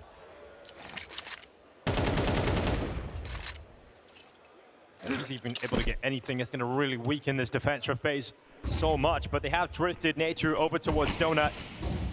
As it is G2 now arriving in towards the A site. They flood the site and there's no one home. So smokes are up towards Donut, Planter's coming in now. What's the world in which FaZe actually pull this off now? Well, I'm curious about the decision that they're going to make, because if you save all these weapons, then you won't get rifles into the next round, so then you've kind of given up a buy round. It's almost like you can go for this retake, lose everything, but you want to do damage, or you set up for the exit kills, which is the choice they've taken. Everyone kind of lining themselves outside of A main. However, unfortunately for them, since Mattis has never encountered anyone across the map at all, he's secured CT spawn, so a very, very safe escape route is set up. And FaZe gonna go into this with 4 MP9s and a FAMAS into the next round. I'm really curious what they're gonna do. Yeah, well, it gives them more money, obviously, to play with their buys, get to be even stronger once they eventually get to that point, but... Yeah, but you're now extending into 4 rounds where you haven't really had an AWP, haven't had the M4s, haven't really been able to get into the playbook, so you can upgrade one of them now that Nechu's gone down. Yeah, so with G2 getting quite a nice foundation laid here to try and build something on this T side. You know, we're talking about Ancient and this team, and obviously the reunitement of NertZ coming back in to play with some pies and Saw. I really like that Ents team and how they played Ancient back in the day, right? So those players, obviously a member and the coach member of that team, and I loved watching them on Ancient. So if we can somehow channel that CSGO Ents into Ancient, I would absolutely love to see that. Or at least brief hints of it. Here's Fast out middle, elbow, they swing wide. MP9 can't handle the fight, Jacob's gone down. Yeah, good start from NertZ. Good to see him getting into the kill feed, onto the board, and then the rest of the kills also falling in favor here of G2. Bomb's going to be recollected by HeavyGod, and a 4v2 left, and the round has basically just started. That Ents team had two real big X-Factor players on it in the form of like Madden and Diha, right? Like like Madden was kind of the space creator. I don't think you have players that can really match what those guys were doing. Mattis kind of can line up with Madden a little bit, but no one's going to be having the play style of Diha, really.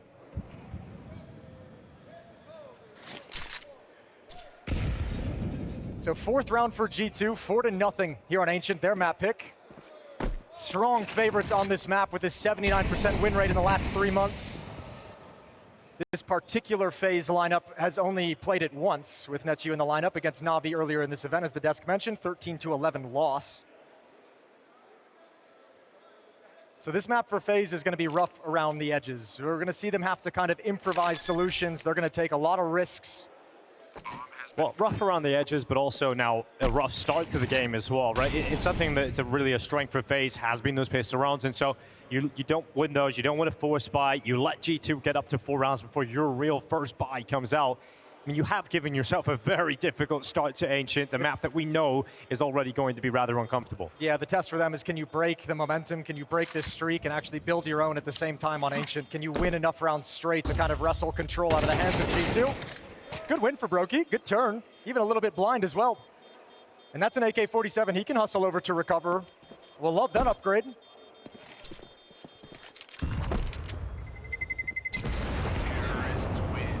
And the 4th round, it ticks up for G2.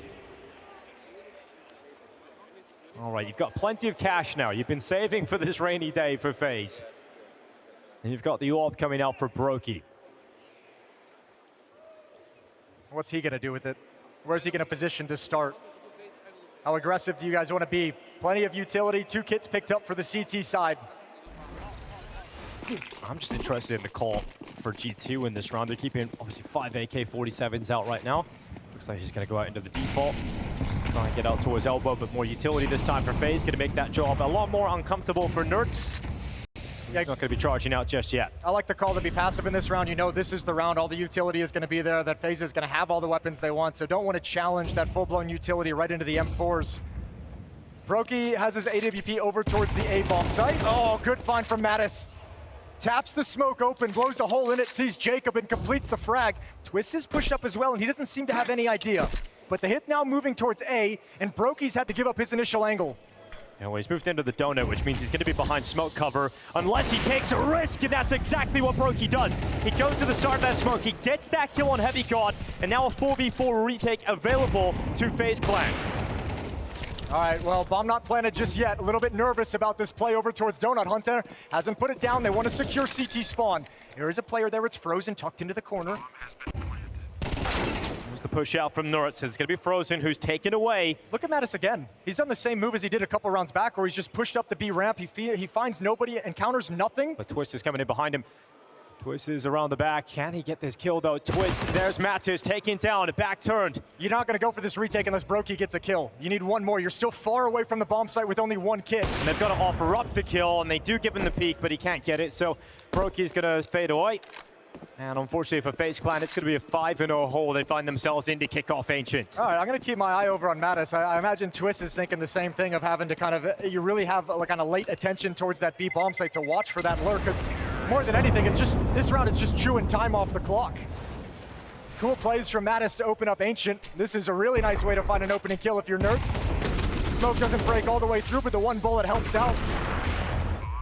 Brokey finds the equalizer, but he had just shifted. He had just shifted behind the smoke, so gives up any position to actually defend the bomb site full on. Early timeout from FaZe. But they need it right now, staring at 0-5 on the scoreboard.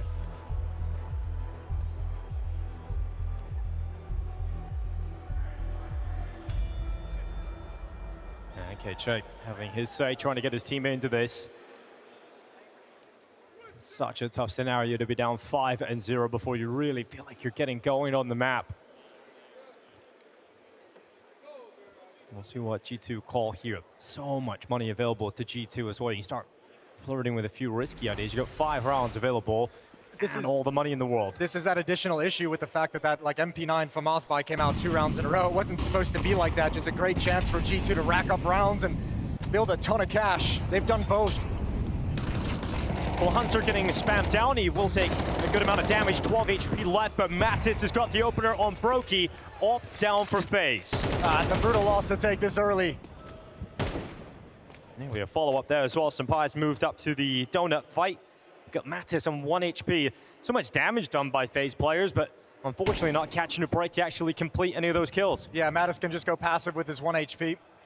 There was a small engagement early on between Frozen and NertZ in middle, but it kind of both get blind and call a stalemate back off.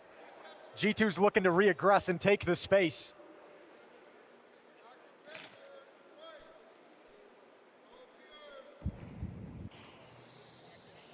Brokey's AWP was left on his body as well. They've shifted over towards middle, but no one's recovered it. There's the push out for NertZ.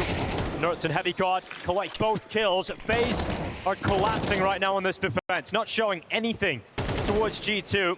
And Mattis always finding a way in the late round to get some impact there. He comes through with the elbow and find himself in a good position. It's going to be 6-0 for G2. It's not really competitive whatsoever at the moment. Yeah, this map is going kind of exactly as we thought it might, considering how much of heavy favorites and how much experience G2 have on this map compared to this FaZe roster. I think you have the added problem on rounds like this, you know, with FaZe and that inexperience.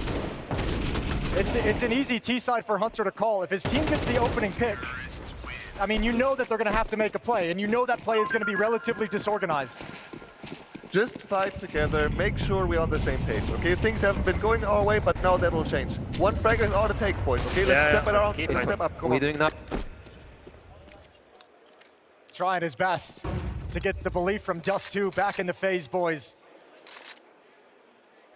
1 kill, 1 round can change it all. This feels real good if you're G2. Once you enter that A site, there's no one home for FaZe. Jacob is rotating over now, but he's still a long way off. Yeah, he's rotating, but playing it very, very passively from CT spawn, right? Not really any indication that he wants to step up into the bomb site. The problem is he doesn't have any utility, no smoke to block the choke point at the A site, no smoke to extinguish a Molotov. So he doesn't have a whole lot of options. So if you can't get a little bit lucky and kind of pick up a kill, although I'll say this, G2's now going elsewhere. Cleared out A main and fall back towards middle.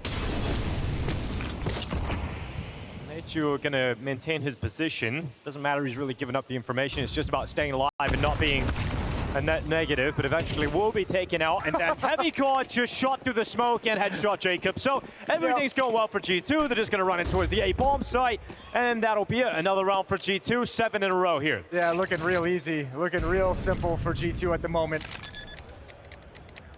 Just such a tough situation on this map for FaZe to be in. And if you look back at that Na'Vi game where they ended up losing 11-13 on this map, I mean, their CT side netted them 7 rounds in that game, even in a loss. So we're sitting in a position where this is just, there's not really a positive spin to put on it at the moment. Well, there is. Well, there is. It's from G2's perspective. Yeah, but also, you know, FaZe won the first map, so they'll get a chance on Mirage. Yeah, they gave themselves the buffer. Yeah.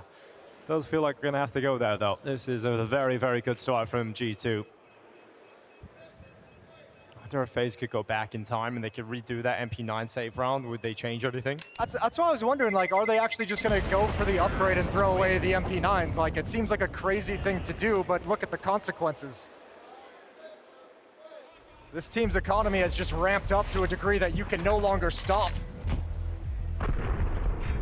Double nades. They're going through all the details, slow and calculated. That's happening. That's happening. And this is where, I mean, the lack of plans, the lack of coordination, the lack of experience. FaZe don't have those moves to make of, okay, let's pair up and do this. Let's flash here for me so I can get this intel. And FaZe, after getting battered for 7 rounds in a row, probably going to be feeling a little bit more timid as well.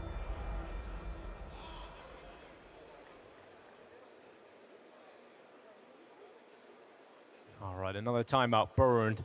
Just desperately trying to get something out of this half. Is there a minimum amount of rounds we're looking at here, Jason? Let's start with 1. Okay, that's the minimum. Start with 1. That's a good start. I feel like to have a comeback, at least 4, right, at this point for FaZe? If there's any dream of that. Let's start with 1, Dinko. No, let's see if they can get it. Round 8. 2 towards A main, 2 hanging out at elbow, and Hunter the only presence for G2 on the B side of the map. You could tell FaZe feeling a little bit sensitive over in middle, having Brokey open up the round there, breaking the smoke 2-3 times, trying to get some information, trying to pick somebody off, and as soon as he leaves, they slide into middle. Well, let's see if Brokey can throw himself in and get some impact. It's going to be Matt's dead first, so at least an advantage here for FaZe. And Brokey's going to go back into Donut.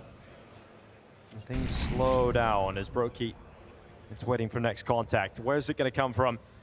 Extremely likely to be the Donut here now. I'm actually a little bit worried for HeavyGod on this fade, because I feel like NertZ is going to have, well, now that a second player's paired up.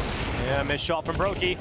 Gonna need his teammate to follow up, and they just can't get it. So G2 loving this right now. Even though the opening kill goes against them, now you've got Hunter pressuring on the flank, trying to catch a good timing to get in behind. I mean, there's no option here for FaZe. It's all going to crumble. Hunter heard the footsteps as well. Okay, big win for HeavyGod. Now the retake is just not there. And Hunter decides he doesn't need to push forward. He can be the backstab to prevent any kind of a save. Twist and Jacob against 4. Currently stuck in middle red room area with nowhere safe to go. I mean, this is great to see from G2 being able to reset after Dust2. It was so scrappy, so back and forth. We're talking about we're missing on NertZ, we're missing HeavyGod.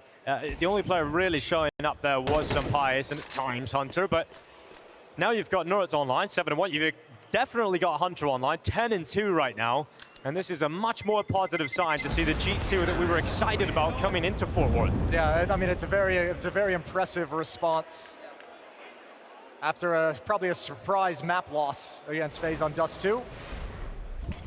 It's Brokey with that initial shot, but from there the pressure just kind of stalls out and waits for this smoke to fade. The setup breaks down on Brokey's next miss.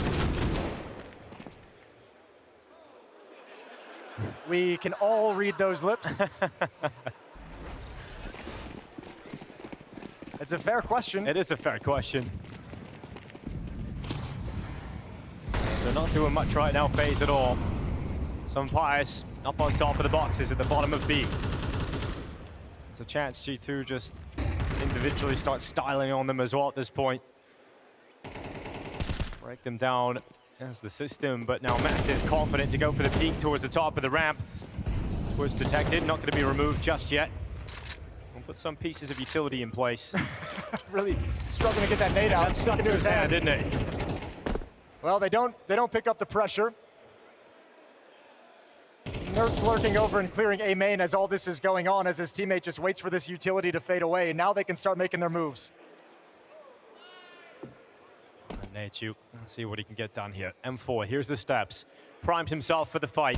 Goes into the open. It's at least Hunter going down first here. Turning back to try and deal with the elbow. Good reaction here from G2. Sending players forward, but then FaZe react. And you've got Frozen and Jacob taking a couple of kills, and you leave Sampayas and NertZ in a 2v4. Twist gonna go down, spots the backpack of Sampayas, and NertZ now coming up last spotted towards elbow. So Twist is gonna get that information on the jump. Knows exactly where NertZ is, and he's just gonna start throwing away some weapons here, trying to prevent FaZe from getting their hands on those. So it'll be the first round of finally coming through here for FaZe. Finally coming through, but what does it mean? Is there more they can build upon it? NertZ and Hunter going into the next round have $16,000 in the bank. There's not enough rounds left for FaZe to take the economy away for G2, so it's nightmare mode. Every single round is as hard as it gets. But a nice setup, and finally one where they can come out on top of the first engagement.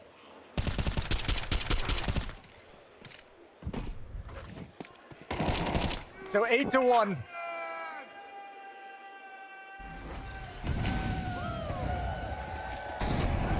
Quick again for Sampayas to get over towards B ramp. But no one from FaZe putting themselves in harm's way. Apart from Frozen. Look, here comes the push now. FaZe are going to fight them. Trying to get involved in some of these brawls, but no success on any of them until NertZ. But he's committed out of Donut, so the trade can come in immediately from Hunter.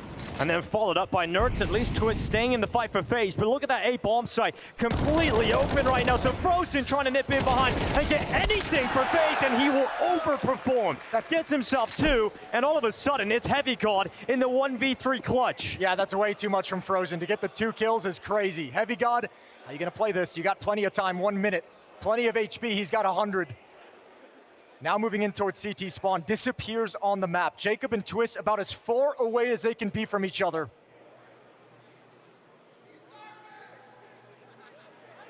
HeavyGod in Temple.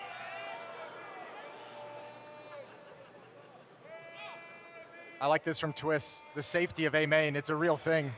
HeavyGod's searching for any opportunity, any opening, but none of them coming his way. I think the play he's got left, if he doesn't go to the B bomb site, got to plan for CT spawn since you have this cleared. Yeah, he's got 30 seconds. He's gonna go back over towards CT spawn now.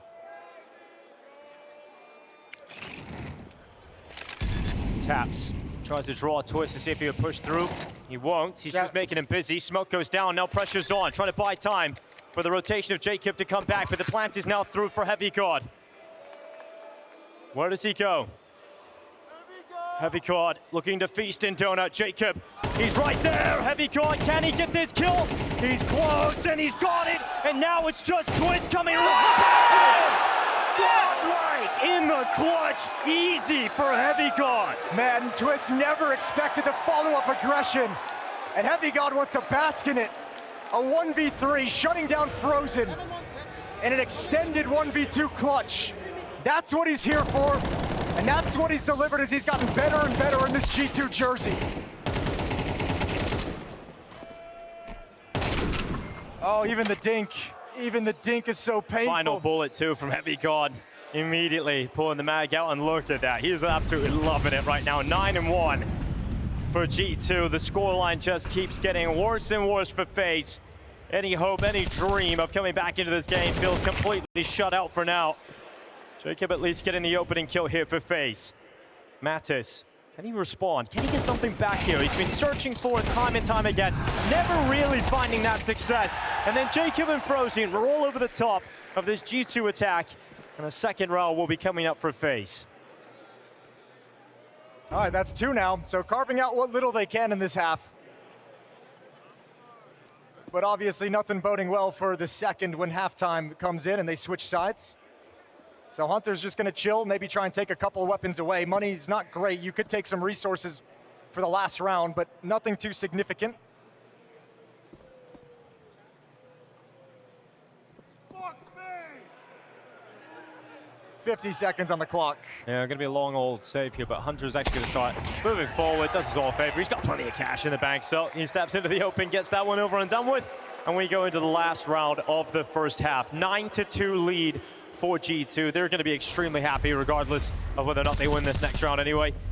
So, double figures though, I mean, you're going to have to pursue that if you're G2, and I don't see any reason as to why they won't pick it up, to be honest. They've got so much money, obviously, such great buys coming up, and going to take the timeout here in the first half. Yeah, actually kind of surprised he's taking a timeout here, to be honest with you, with the scoreline the way it is, but just really wanting that last one and making sure they keep maximum pressure up. Yeah, let's beat them harder. Yeah, obviously, yeah, win more, please. And obviously in a playoff game, you know that they can bounce back. You've seen it happen, you've experienced it if you're any of these players. So in this elimination game, no mercy. Timeout taken, one call comes to a close, and we get into the final round of the first half. Feels like G2 just have a stranglehold on this second map. And Mirage as a decider feels inevitable.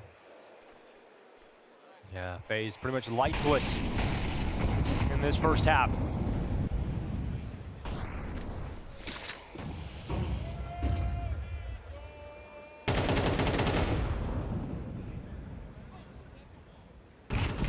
Spam goes through. It's not going to be happy about it. He just checks that. Oh, really? This is happening? Yep. 19 health left.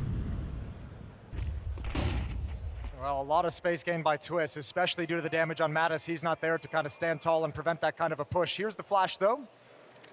NertZ and Hunter in middle. HeavyGod and Senpaius once again push into A main, clear it out, and then they drop back. Frozen dies. Trade comes in for NertZ and Jacob, though. Advantage, FaZe clan followed up, looking to secure their third round. Feels like they started to get something going towards the end of the half, but too little, too late at this point for FaZe. Roki holding and crossed into the open. Senpai sends one shot back and is now attempting this clutch. They're gonna run him down and deny, and a third round will be saved by FaZe, but a 9-3 lead from G2 leaves Mirage feeling like it's inevitable.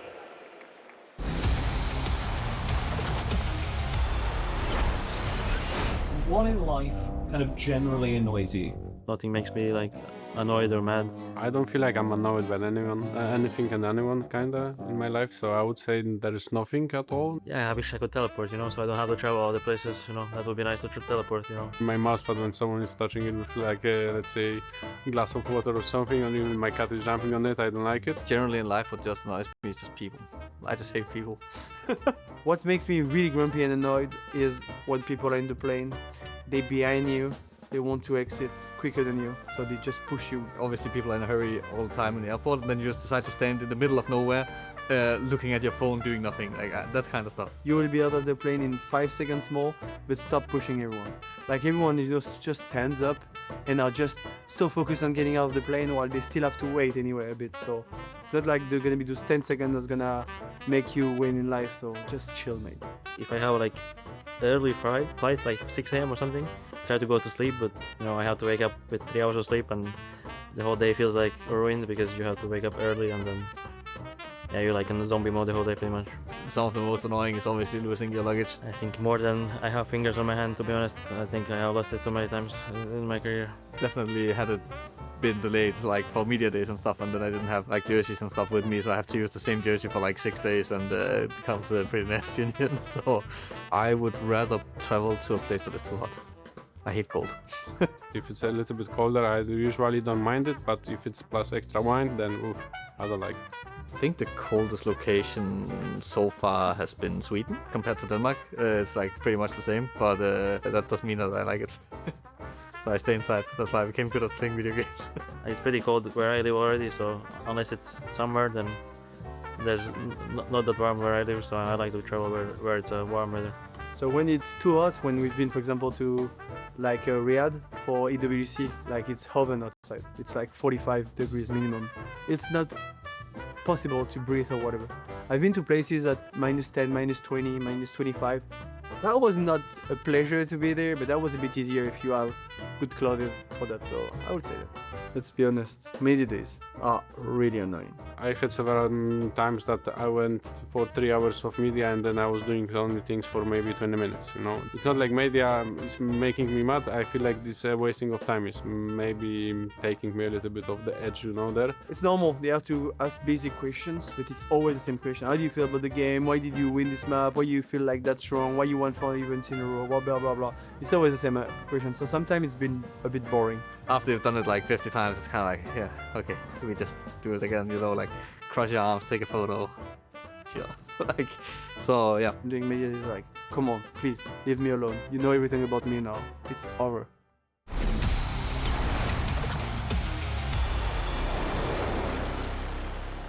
Well, G2 stepped into Ancient and just handled business. No problems at the office whatsoever for G2. They switch over to the defensive side. It's a 9-3 lead. 6 rounds up over FaZe.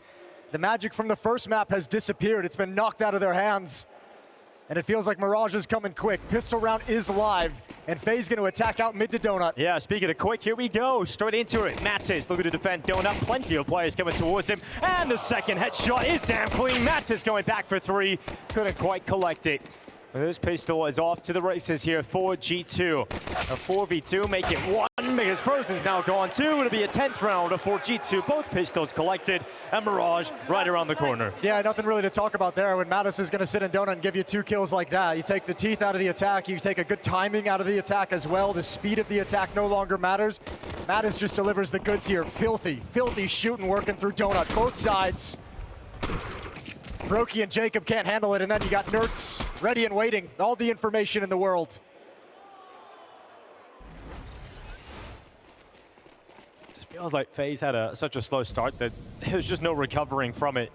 They just got themselves in such a deep hole. G2 had all the momentum built up, all the individuals looking strong and sharp on G2 now, which just wasn't the case on Dust2. It's a real positive to see this G2 turn up in the playoffs, because it was kind of worrying on Dust2, to be honest. I feel like the G2 we'd seen in group stages. Some individual mishaps it felt, or some individual missed opportunities. I think the T-side calling was a little bit disconnected in rounds. The desk highlighted that a couple of times. Yeah, it was a little lackluster for sure out of the G2 that we kind of expected to step in, but the reset between maps has done wonders for him, and obviously the assist of having a map where you're just such a heavy favorite on top of all of it. It must feel nice for Senpais to be able to take a map off as well, you know from the heavy carry. Yeah, he's been chilling doing here over the past 2 days, yeah. I think he's right behind HeavyGod as the 6th highest rated player of the event, so he's been doing very, very good so far this week at the G2 jersey. HeavyGod a chance to boost those stats even more. First 2 kills are good. Twist and Jacob both gone, and the FAMAS now out for a spin. Everybody wants a piece. Everyone's thirsty for eco kills. Well, there they are, and this is the half for FaZe. This is what they've got. A chance to obviously exit after this map, go and have a conversation and try and have a reset of their own phase to get back into Mirage. Yeah, you could see the official prediction market of BLAST Premier not having a whole lot of faith either that this is going to be any kind of a comeback. Poly market. 11-3 lead for G2. AK-47s, a Galil, and an MP7. Yep, it's fast. It's straight into the B-bomb site. Mattis moves through smoke. First kill in, Brokey trades, and FaZe have B-bomb site. Gonna lock them out with smokes as well. Keep them back for the time being. And you're just going to call it off if you're G2. So a clean entry into the site for FaZe. Happy about that round victory. But plenty more required. Step 1.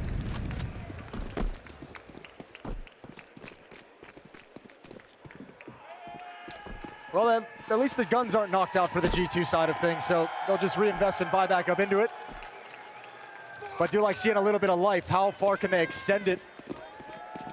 3 of the last 4 rounds of the first half went in the favor of FaZe, so started getting a little bit of life. Few players started showing a few signs of heating up.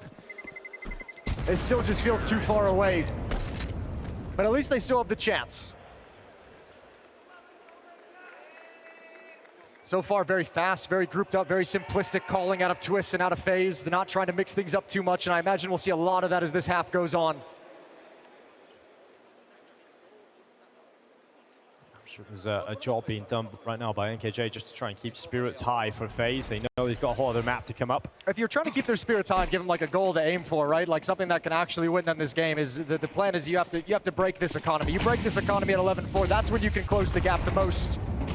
Round win would set it up perfectly, but there's going to be aggression in middle from both sides. Yeah, NertZ looking to fight on and try and get that opening, but he hasn't been able to do so. It'll be some Pius though that collects it. Frozen's gone. Phenomenal trade so far from FaZe. Yeah, and there's another one from Hunter. Oh, he's got a second. And just as you're starting to think FaZe have a foothold in the round, it's Hunter. It snaps 2 kills right back through the smoke. Oh, that's absolutely wild. Yeah, now you've got Twist stuck up in cave. It's just no hope, really. Yeah, okay, it all shuts down. That whole conversation previous about aiming to break the economy and close the gap, that's gone, that's out the window. Now you got to win 8 in a row to get to overtime.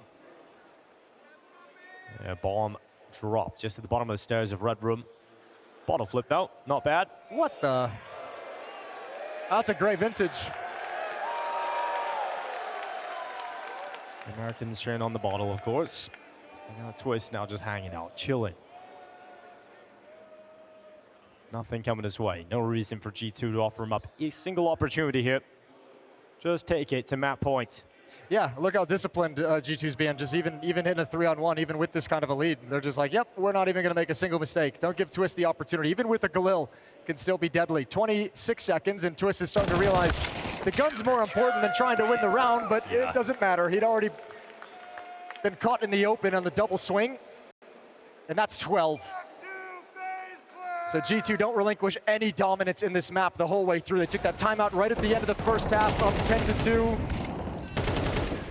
I mean, just the way Hunter just melted him, you see the corpses littering the middle. How'd that nade stand up too? The flashbang standing up straight as well. That really is the most exciting thing about that round. So let's get into it. Will it be a close right now for G2? Looking for a 13-4 victory on map 2 of the quarterfinals. NertZ holds middle, spots the first target. Can't do anything about it though. Nature just walks right through him. Advantage FaZe for now. For now.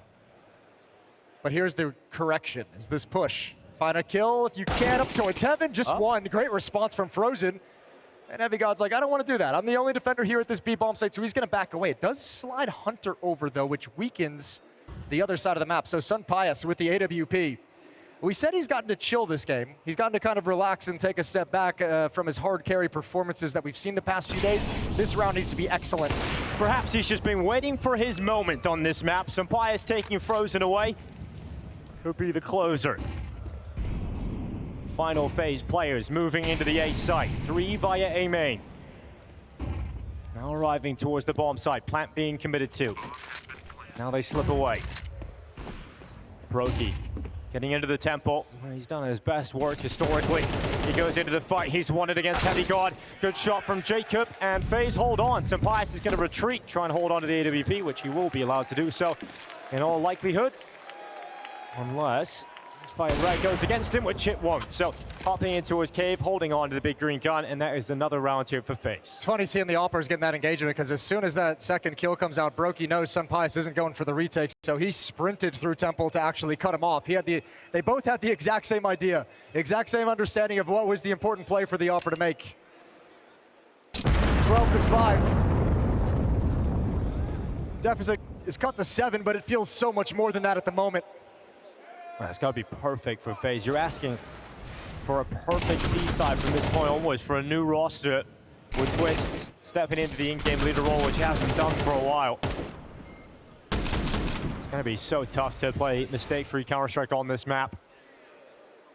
But maybe you can play yourself back into the game, you know, get momentum back going into map 3 of Mirage, because for this one, it just felt like you didn't get into the game at all. And in that sense, I think this will be an easy one to recover from when you go out between the maps. Easy conversation for FaZe to just forget it. They all know how heavy underdogs they are here on Ancient. Sun Pius gonna have first contact, and oh, he's the one who gets forced back, and he's the one who gets dropped first. Yeah, can't get away, but HeavyGod, look at him up on top of the box, but Twist sends a shot back. HeavyGod taken away. And FaZe, thanks to Twists, have the first 2 openers. Now Mattis is gonna move forward. Brokey is completely ready for him, though. Matt has planted himself in the corner. And it's all about patience. Matt is not moving further. It is interesting. They do seem to realize he's there. Frozen's even watching for him to fall back through the double doors. So right now, Mattis is in a trap. And that's kind of I mean, look, Twist, if that's the case, which it seems it is, Twist has an entire picture of the map. You've killed 2 players. You know, you killed the Opera in middle, you killed the B defender, you're still looking for the other one, but you kind of know where he is. It's just the bomb is the issue. You gotta get past him, and they will. So Proki wins the fight against Mattis. They open it up, that's the B bomb, so, and that's the round. That is the round. NertZ and Hunter, no reason for them to slide over. Money is an issue for G2. They might be forced back onto a save. So FaZe do get that break. It just comes at a point where they can't go on any kind of a run to still keep the dream alive in regulation. Now it's playing for overtime. NertZ and Hunter will take one at the end. AK-47 recovered, but more FaZe bodies coming to take these weapons away, and they will. They'll succeed. It's just NertZ. Move forward into the winning arms, and NertZ will eventually go down. So there will be another round for FaZe halfway there, if you look at it in the positive side of things, Shader. Well, at one point during the game, we were saying, let's start with 1. Yeah. So, you know, it has gotten better. I was trying to be a little bit more positive. It's just my dream of a competitive game here in the second map. But for G2, you want to make sure you close this out right now, right? You want to make sure you do not let FaZe at least start this fake comeback. If it's going to be any kind of comeback coming their way, you want to make sure you just dampen that straight away. Well, I think with this kind of a lead, right, players are going to kind of play and try and win it. I guess the question is, when does Saw feel like he needs to call that timeout? Yeah. When does he feel like, okay, things are getting a little bit too close, things are slipping away a little bit too much, we're losing our grip? When does that timeout come in for the CT side? It could just be before the next gun round.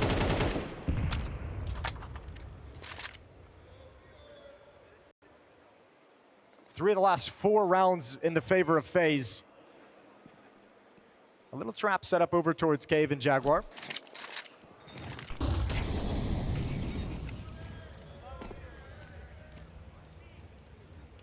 Feels like FaZe are just eventually going to end up marching up this B ramp with superior firepower, especially now that they hear the utility, hear the footsteps.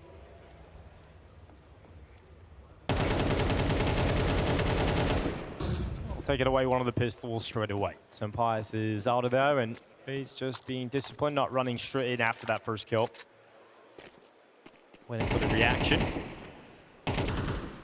We talked about one of the goals of this FaZe lineup at this pier, because they're not going to be at the major whatsoever, and that was a devastating blow to the team, and it's a period of transition.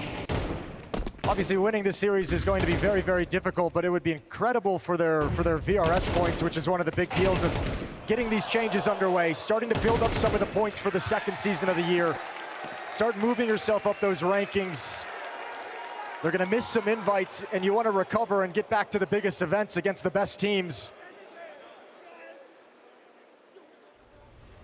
Yeah, without those wins, second half of the year for FaZe could be extremely disappointing. The Furio win goes a long way to giving them some points and catapulting them up. Now it's all about, can you actually upset G2? Mirage would be the third, or is going to be the third in deciding map.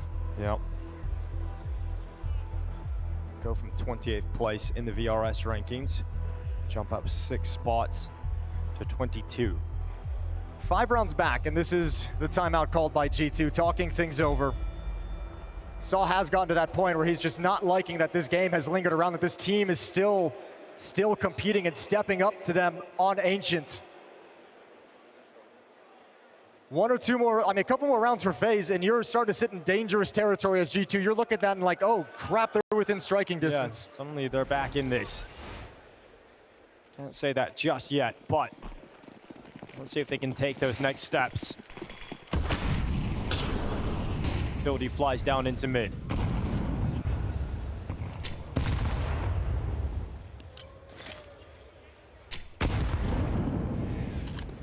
No one deciding to push here for G2, so no opportunity being given over towards Brokey.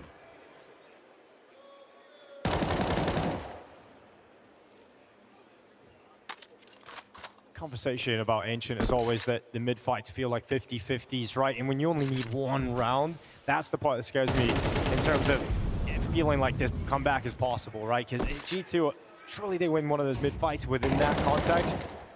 We haven't seen really FaZe kind of swing out and go for those early on. Perhaps that's why. Yeah. Perhaps that's why they feel like it's too much of a gamble to just throw too much at mid early on. Might not have the coordination of utility and protocols you'd like either. Deep nade takes HeavyGod down a little bit, but Sunpius cleans up Jacob. First kill with the AWP. Man advantage for G2. And FaZe gonna realign. Twist calling everybody back to the B bomb site. One final push. About 3 players here for G2.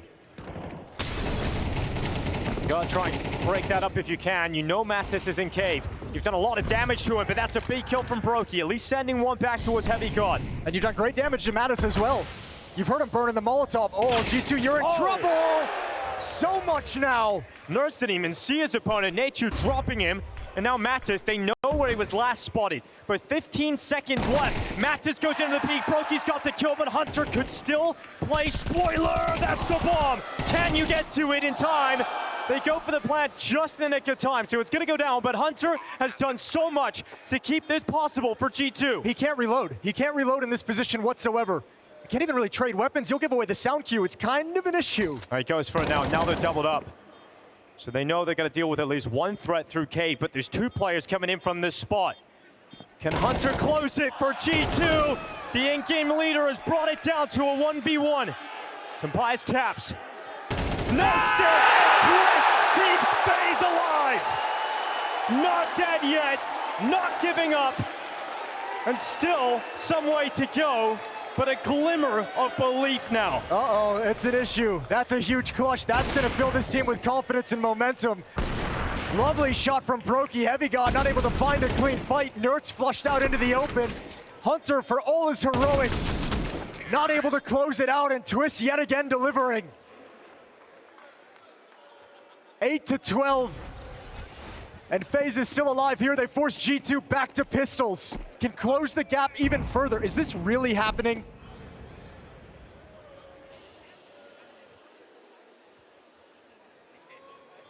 Just a different version of FaZe BS. Like it happens every roster. This would be more of it.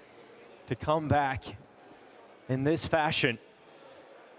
G2 at the finish line on Ancient. But have they fallen flat? Slowly making their way out middle. FaZe will send 3 players through elbow. No one home from G2. Well, Hunter's got his hero M4. Gave you that triple kill towards the end of the previous round. Now he's gonna have to do it early on in contact. Smoked off, and wants that weapon to be able to have impact, so gonna rotate back around to CT spawn.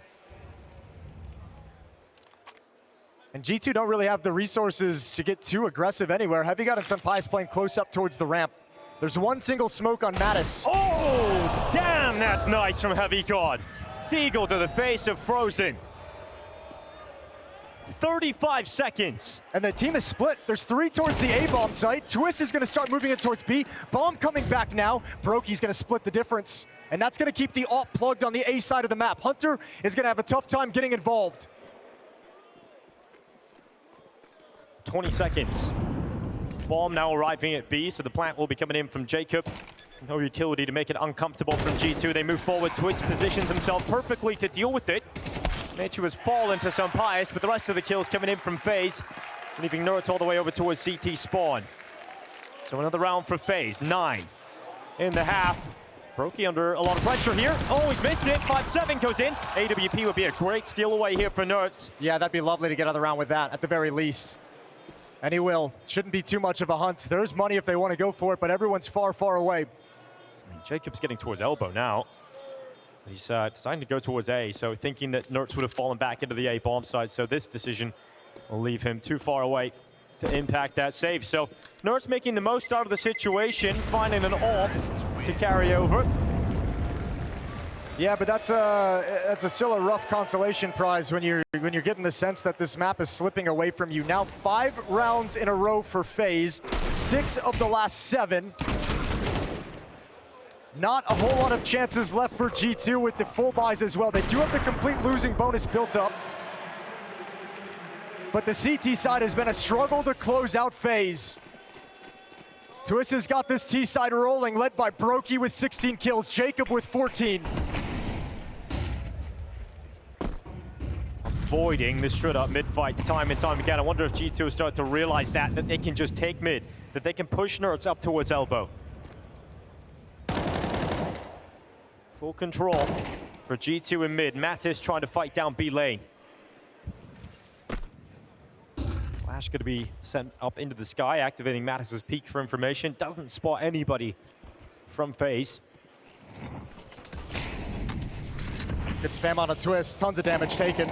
FaZe is getting softened up, and that's a worrying sign. They haven't even really gained control of a whole lot, and they haven't picked a play. And now G2 controls the middle of the map as well. Madison, NertZ pushing out Jaguar. Hunter standing his ground in middle, elbow still smoked off. Well, they may not have picked a play, but the bomb currently leaning towards A. And that's where the AWP of Senpai currently is positioned. Leaving Temple now, moving behind the big box. The weapon that NertZ saved in the last round. Will it come back to bite FaZe?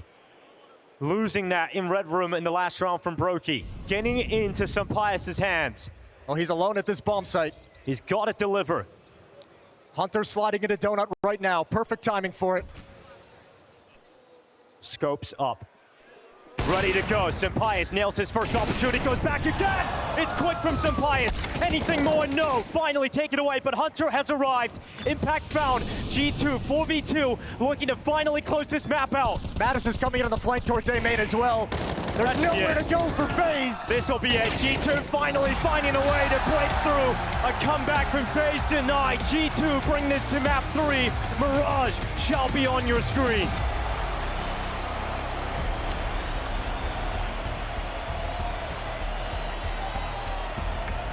What a gripping quarterfinal this is turning out to be, and I'm joined up here by a couple of people that make an event like this possible. The fans, of course. Kind of a situation, and it's weird even considering the fact that this third map could go their direction. I think it's absolutely insane, but I like the point from Maui. A lot of it is going to be on those individuals. This team is going to run based off the performance of Brokey, Frozen, and Twist. Will it be the Fort Worth fairy tale continuing for FaZe, or will G2 close it on Mirage? We're about to find out. T-side start for FaZe, G2 on the defense. Pistol rounds have been split across the maps.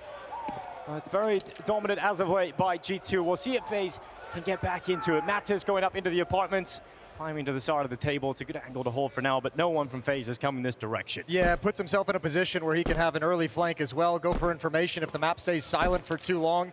Senpai making plenty of noise cues. They know his position, but he would love a piece of intel, and now he's got it. Cold smoke comes in from FaZe, but two players going to go into it. Frozen ready in Palace as well, ready to pounce. Third player rotating over for the G2 defense. Elsewhere, HeavyGod has taken the first kill of the round as Brokey dead. NertZ clean headshot out towards Khan. FaZe collapsing. Frozen doing his best on the Palace to release. Whoa! Okay, Frozen. That's more like it. We just heard Maui talking about how Frozen needs to start displaying why he is considered the best player on this FaZe team, and that's a great start to the map. Now they're grouped up, 3 players coming down towards CT spawn. HeavyGod awaits them, sees 2 targets, and Twist will see him off. It's got to be a wild feeling how quickly that round turned on its head. Nobody considered Palace until it was far too late. What a round from Frozen. And Mattis, you don't even have time to defuse. 1v3, you got to find the kills as well. It's a pistol round for FaZe. Starting this deciding map on the right foot. I got to see that from Frozen's perspective coming out of Palace. There he is. The reaction out towards the ticket box as well, and the information was just flowing towards him, and he hit somewhat of a close state here in the pistol. He was looking dead now for FaZe.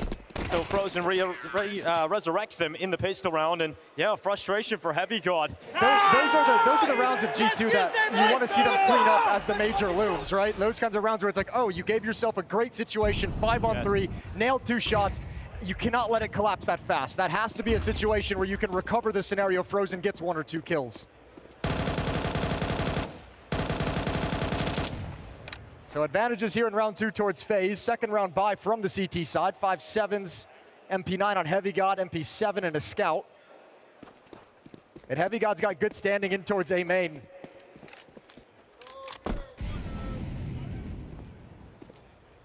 FaZe gonna be very slow to move around the map. Twist talked about after the Fury win in an interview, just talked about the motivation of this team, because it's a huge question when you see all these changes, all this frustration building over months. His big statement was he's got great players who are motivated. He's a very motivated in-game leader at the moment. So everything for FaZe, at least internally, feels for them like it's heading in a positive way.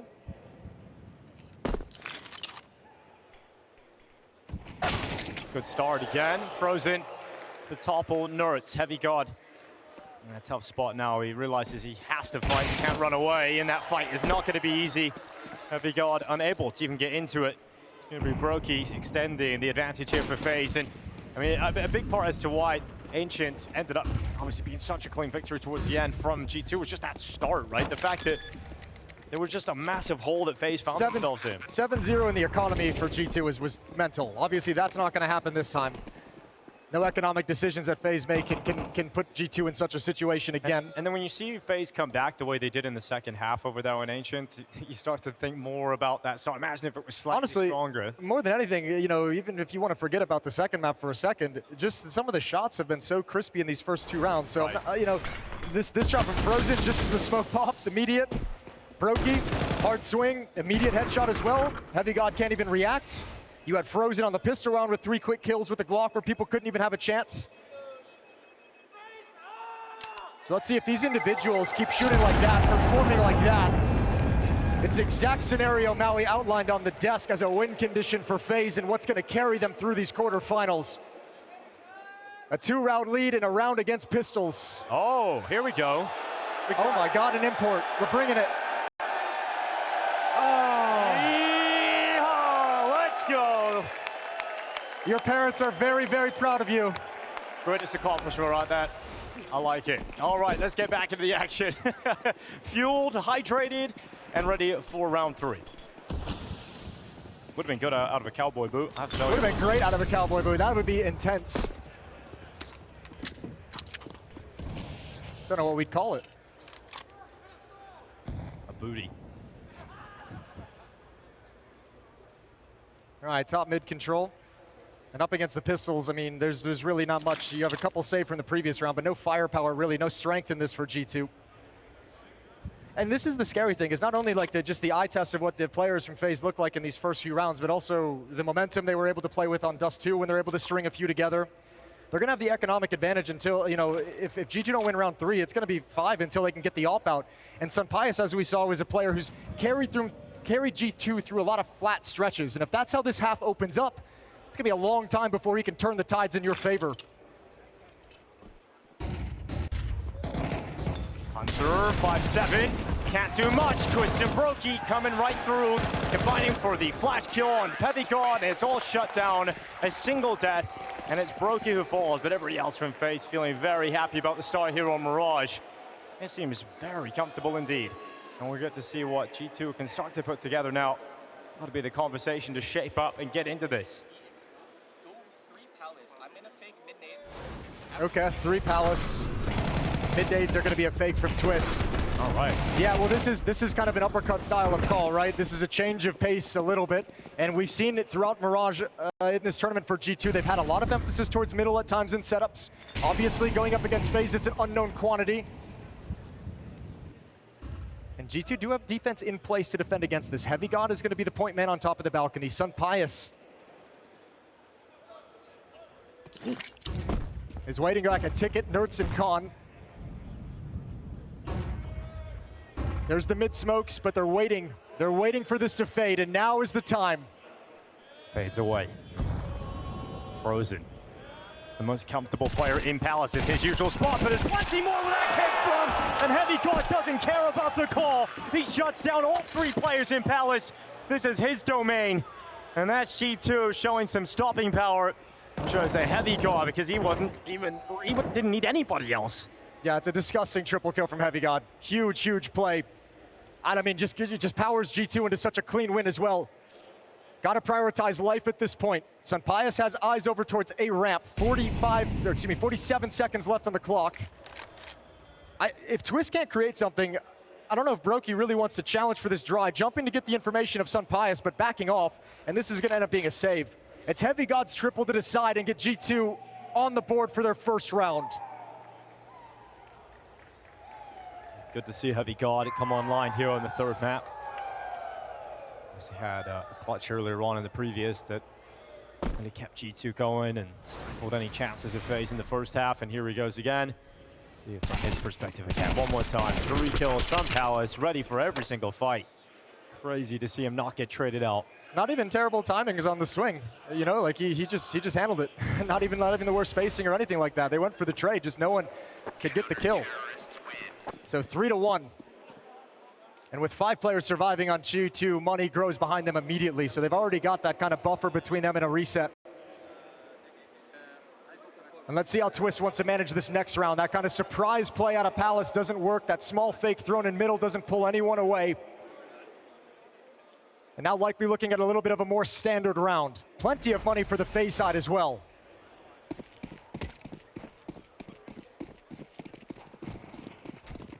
Finally getting to see both ops on the server at the same time here in Mirage. Singing some Pius' praises. Brookie, a great start to the series. Pius looking down towards ramp, searching for this opening kill. Jacob and NetU about to come forward. It's Hunter to grab first blood. Twist the victim. Pius going out to try and follow up here for G2, but he hasn't been able to connect the shot. So some saving grace here for FaZe as they try and get out towards the A site. Smokes are up in place. They break open. Pius not able to connect any of the shots just yet. As FaZe trying to get that bomb over towards default, and they will plant it. G2 needs to get someone in CT spawn. There's no one home whatsoever to challenge from that angle, and now control of the stairs goes the way of FaZe. So it'll be Pius backing up to market. He's going to chuck a flashbang. It is all on this turn of the corner. Well, Pius looking to blind them with the sun, sends himself forward. We've got Jacob holding on. NertZ and Hunter with 2 kills here for G2. They move into it. Brokey not able to connect towards Connector. He's down and leaving frozen. 1v4 from Tetris, and he can't do anything about it. Brilliant. G2 able to organize themselves just in time, and they get forward through CT spawn. Yeah, absolutely perfect. The double flash as well, knowing there's likely going to be someone anti-flash. Even though the first kill goes against G2, so many players swinging around. FaZe cannot hold them back fast enough. Here's that second flash. Blinds the last player, and from there, there's no recovery. Blinds the AWP as well, a very important weapon to take off that angle. Timeout called. This one from FaZe, as their money has dwindled. This is the last buy they'll have before falling back into pistols. The momentum they built in the first 3 rounds disappeared so quickly, couldn't continue it thanks to HeavyGod. Yeah, just ripped it away from them. Yeah, NKJ's trying to call something that's gonna get it back in their hands. Him and Twist, the brains of the operation. Round 6. And now you're also staring, if you're FaZe, at the kind of same disaster that we just said you're kind of avoiding, where, yeah, you start out with the first 3 rounds, but 5 players survive in round 4, 4 players for G2 survive in round 5. They've got a lot of money. You lose this one and it's a clean win for G2, you're facing that same situation of just an economy you can't overcome.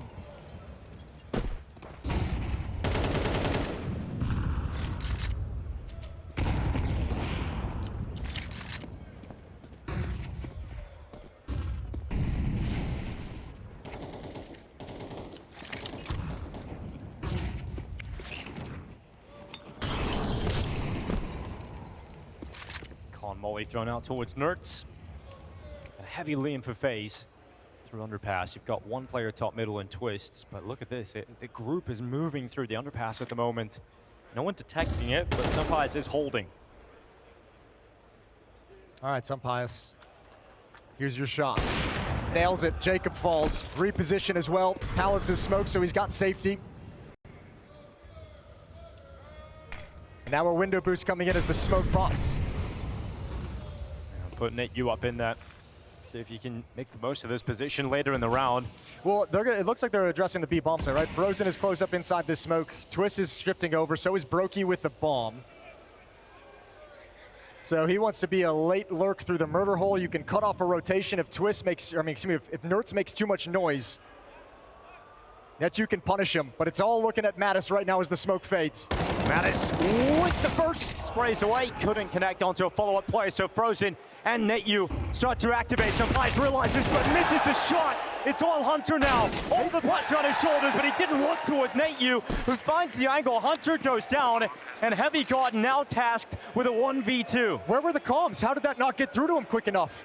How did Hunter not realize Market was the next point of danger? It all falls on HeavyGod. Yeah, and he's just walking into the market now. NetU just not even playing for the kill. He's playing for the information so they can position themselves in strong enough spots to try and prevent HeavyGod from getting into this. No kid on his back and dead at the hand of NetU, who stops him coming out of the market window. Quad kill for the man who was brought in late to plug an open position on this team. Yeah, and a great start for NetU in the FaZe jersey. I mean, this event, he hasn't skipped a beat. He's had some really good-looking moments, and now playing up in the stage in the deciding map of the quarterfinals.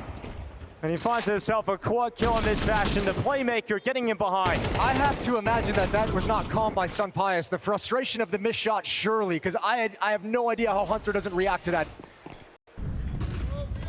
4-2, FaZe survive a dangerous round. Well, Brokey boosted up. He's gonna drop off. Searching over the top of the smoke, and able to make anything of it. Now Jacobs step up. Grenade lands at his feet.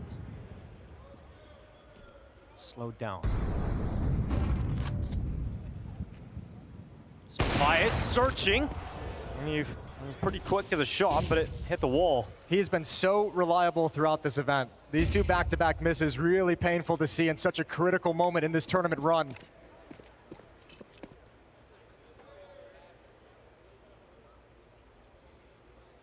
See if that AWP can heat up. Maybe the fact that he didn't need to have too much impact on Ancient took him out of his game. Still plenty of the map left for him to come back. NertZ goes for a peek with the flash. Missed the opportunity to stick to the fight on a blind Brokey. Doesn't want the re-peek against the AWP either. But the middle of the map firmly controlled by FaZe. Jacob, Brokey, and Twist all there. Does Brokey get good timing? Yes, he does. Hunter up on top of Ticket. His is punched.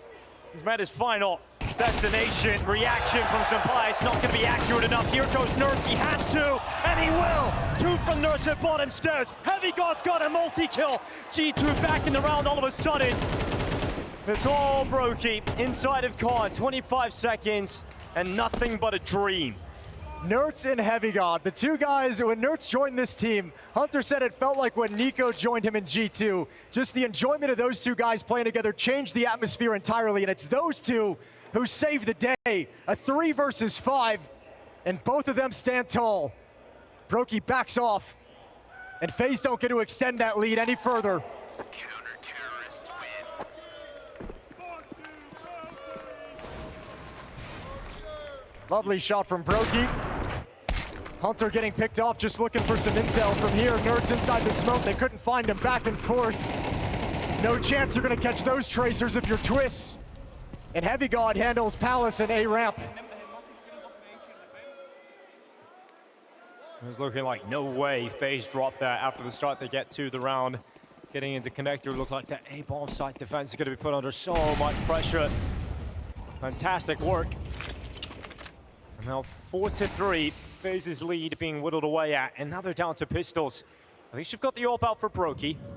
There's going to be a direct hit towards this A-bomb site early into the round. They want more of that A site. It's only HeavyGod right now. He's the only defender here. He's in trouble. NertZ is kind of here. Well, he's been enough on his own before. We've seen him deliver some ridiculous holds so far. Ask that of him yet again. Oh, very patient out of FaZe. Hunter and Mattis on shorts and Pius and B. No indication of what's happening on the map. No sound cues. No T-side utility until just now. Yeah, well, all the signs are coming forward. HeavyGod goes into Palace right past Frozen, who was blinded. So HeavyGod gets his kill. Even better positioning. And now NertZ has got 2. HeavyGod finally forced away. Brokey with both kills. He breaks it open and gives a chance to FaZe for the round. But they're going to plant in front of triple. That exposes them to stairs, but Hunter doesn't make the most of the opportunity. Bomb goes down. NetU goes forward. And FaZe have a chance at winning this again. But it all falls to Brokey. Waits at Tetris. Piece by piece, brick by brick, Brokey needs to build their way back into this. Waits with the AWP. On the line, Sapaya's taken away. Brokey going for it again, but this time it is Mattis who sweeps in just at the right time for G2. Oh, it's getting dangerous, really dangerous. That's a great hold from HeavyGod and NertZ, but a lovely turnaround from Brokey and NertZ. Oh, they got it! Oh my God, he won the round! He got back to it, and they didn't even realize. You could hear them celebrate once the timer went off, and a timeout for G2. Oh, here we go. Yeah, now it's on. Okay. Well, interestingly, FaZe with a 5-3 lead, and out of a round like that of taking a timeout, a surprise victory, I think, caught even the players off guard to a degree. It definitely did. You hear them yelling when they realized they won it at the end. Okay, timeout taken straight away. Let's see this again. We count that as a clutch for Brokey. HeavyGod with this clear, a little bit strange. Good hold here from NertZ. But HeavyGod can't double up on Brokey, can't find safety. Hunter backs away, can't stop the plant. And Mattis just realizes it right at the end. Half a second. And yeah, that's the emotional roller coaster we all went on right there. But 5-3, FaZe do get it. Galil's out, but look at the damage. Even though FaZe win the round, it doesn't feel like a huge win. You're sitting here on Galil's. NateU's gonna go down straight into the first fight. He's got it on NertZ. Critical kill. This is a huge round. Both teams are out of money. This is a reset for whichever team loses it, so it's a huge swing. It's either gonna, okay, it could catapult FaZe into a massive lead, but look at the brawl. Back and forth we go. And a 3-on-3 with 1 minute and 22 seconds on the clock. The consequences of losing this round are devastating for the other side. I mean, FaZe, if you lose it, G2's gonna tie this up. G2, if you lose this round, this 3 versus 3, FaZe just catapults into an incredible lead. And Hunter's the man who's gonna be called upon to contain this. How far does Jacob go before a teammate arrives? Keeps his head down. Hunter does a quick kill. Looks out towards short for next contact, but Twist isn't stepping out just yet. Hunter is so focused on getting Twist. Oh, Hunter turns around, finally dead to Frozen. But is it going to be another big FaZe clutch, this time from Frozen? He's exposed. HeavyGod's got it. He comes in from short, and Frozen will fall inside this site. So G2, they win the essential round victory, and it's Hunter that does the heavy lifting. Yeah, and importantly, I mean, not just winning that round and getting the economic benefit of it, but also kind of put behind that round that just slipped away from you from the defuse previously. You can move past that a lot quicker. Really early brawl with all the pushes that were going on. Both teams a little bit desperate with the low money, trying to catch some players off guard, but it's Hunter. It's the captain who delivers the critical 2 kills to set up the victory. And now G2's just 1 round back. I remember what FaZe came into that last round with, right? Galil's coming out on the board, not looking good economically. Decisions now for FaZe. They do not have much to work with. No, and they're just gonna have to mull it over as we got a tech issue on the Sage, so we'll get that resolved as soon as we can. Been very, very quick to resolve all through.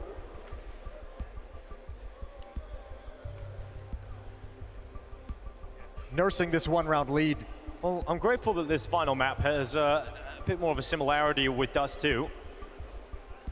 And a little bit more back and forth rather than FaZe having to come back into a game that felt lost from the get-go. This has much more of that brawl that, I think that was the word you used in the opening map, Jason. Yeah, I think we've gotten to a point now where this FaZe team, like on the map 1 victory, a little bit of that comeback on Mirage, the way they start here, or the comeback on Ancient, and the way they've started here in Mirage, I think you see this team just kind of building a little bit of confidence each and every map that's been played. So I think they're coming into this realizing that they can challenge. I think G2, you're seeing some of the situation, the moment, you're seeing some of the cracks that haven't quite been fixed yet in this team. NertZ is also, we talked about the changing roster of FaZe. NertZ a very new addition to this G2 side as well. So we're gonna take some time to get him acclimated and up to speed. A little bit of meditation up on the stage. Yeah, everyone going into the Zen. I think NertZ just flew right back on the jet. But I think this is such a critical series for G2 to win. I think, you know, even if FaZe plays so like really, really well, and you have these star players of Brokey, Twist, Frozen, who we know can be, we've seen become champions, world champions, best in the world at various moments. Like, you know, they can pop off and just win games. But for G2 to face off against this FaZe in a playoff game, a G2 that has aspirations of getting to the major, getting deep into the major playoffs, that has kind of instituted this change in philosophy of this team over the last year and is now reaping some of the rewards, right? This positive rise. I think losing this to FaZe, who's, you know, that's crazy. Like, it's insane over there what's happening. That team has been falling apart. If you lose this game to them, I think that takes a lot of wind out of your sails heading into the major. It absolutely does. I mean, these are two teams on very different trajectories right now, right? G2 trying to become a competitive team at the World Championships. FaZe were in free fall, didn't qualify for the major, lost their in-game leader, who's gone to Falcons, and now you're in a situation where you're sitting here as FaZe, and all of a sudden, you're in desperate need of VRS points, and they're actually in a good spot to get a massive win here in that context. So the issue has been sorted. The freeze time is counting down, and let's get back into this. 5-4 lead right now for FaZe, but they're going into an eco, so very likely now to be a tight game. Hero AK-47 picked up and passed onto the arms of Frozen. He'll take that over towards middle. The one AK-47 on the board for FaZe. Sunbias is going to get aggressive and try and get his mojo back, but look at this boost. Oh, he's in trouble if he falls back. Oh, he's just dead. He's just straight up dead. What a find from Frozen. All right, Hero AK into the opening kill. I mean, that's a great start for FaZe, but what can they do with it from this point? They're going to be marching their way back through T-spawn, going into that strong combination of NertZ and HeavyGod. Well, NertZ has picked up the AWP from Sunpius, not wanting them to be able to recover it, but that means he's going to take this deep angle. His ability with the M4 to kind of swing through a smoke isn't going to be there, so needs this pick. Oh, he's got it.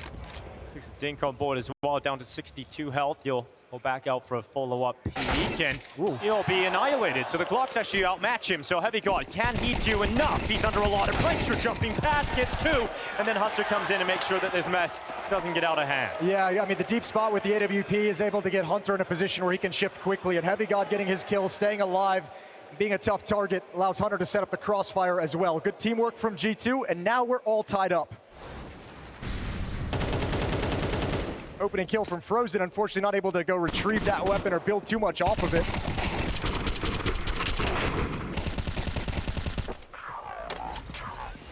And FaZe back into a buy. No, excuse me, not. Half buy.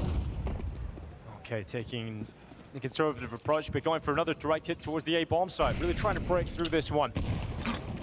Util is going to go in. They're actually going to play behind smoke, so you're going to have a good shot at getting a bomb plant here.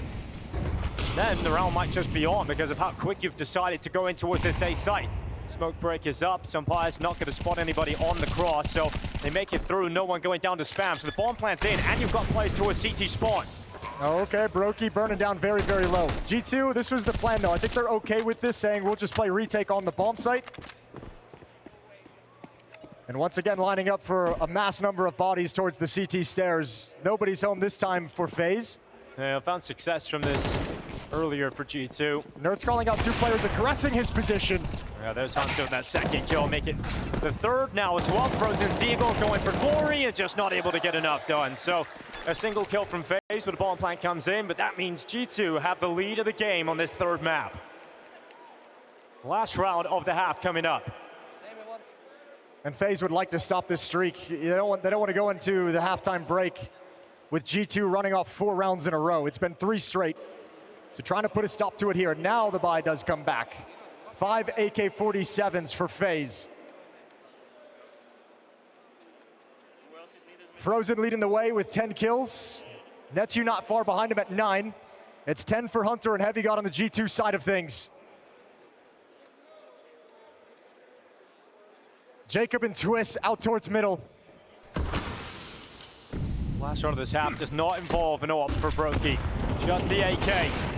NertZ and Jacob trade out for the openings. Then NertZ able to find one more. And then Mattis with the headshot. At least Frozen's got the trade kill in. But it's a 3v2. And G2 have the man advantage that NertZ is making a risk happen here. He's going up through the underpass, in behind NertZ, and spraying away for the kill. It's all on Frozen. And that nade just landed right on top of him. 15 HP. Looking like G2 are going to take the lead going into the second half of Mirage. This decisive map in the quarterfinals, and it's G2 that have the lead. A nice close to this half. That is that 4-round stretch that's taken away. So the defuse comes in, and G2 looking to close this out and move on to the semifinals.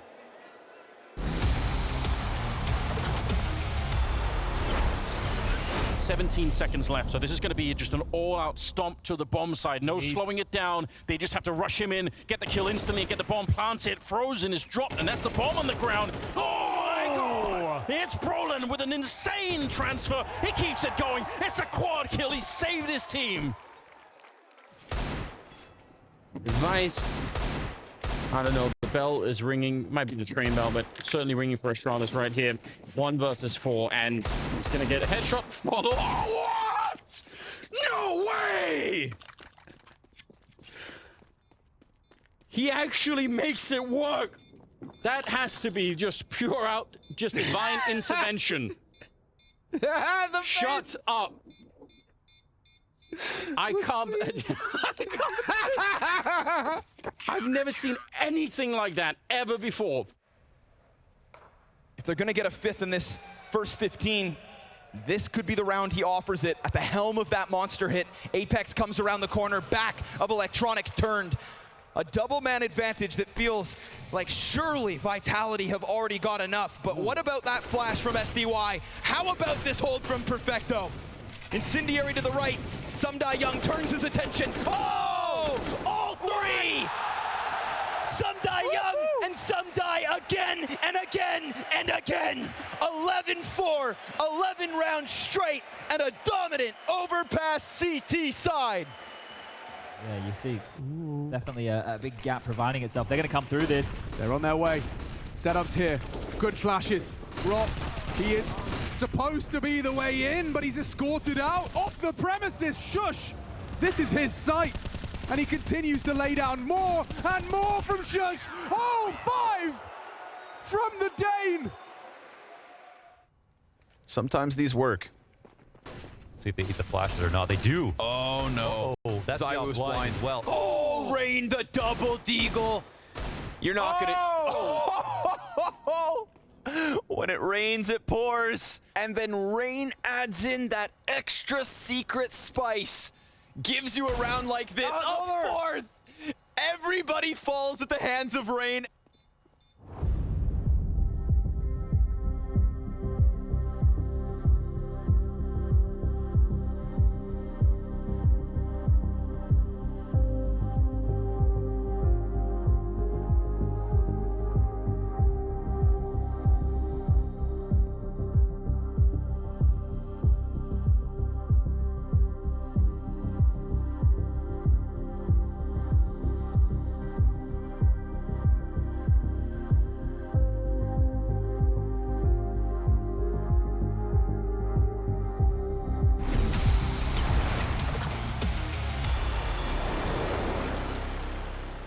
Expectations for FaZe were at an all-time low coming into this event, Blast Rivals Fort Worth, but all of a sudden, they're here in the playoffs and they're on map 3. There's still a chance for FaZe to make it into the semifinals, but the favorites in G2 are in pursuit of that game versus Na'Vi.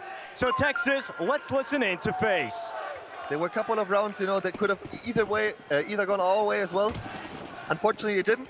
That's the way it is. Now we need to focus up, and we directly start with pistol. If we win the pistol, boys, we have a really, really good fucking chance of closing this out, all right?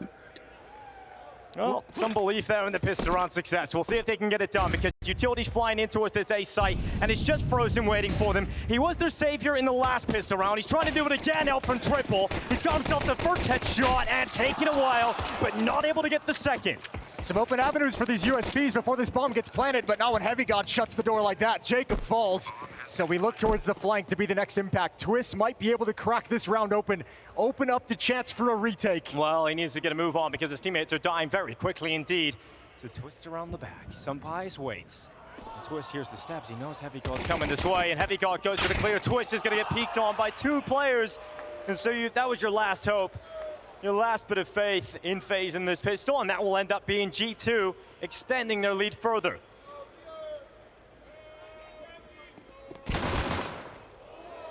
There you go, Brokey. Get some garbage kills. get some money from the kills, save it for the AWP. Back off now. 8-5 in the favor of G2. A 3-round lead. And we see if there's going to be an investment from FaZe's CT side in this second round.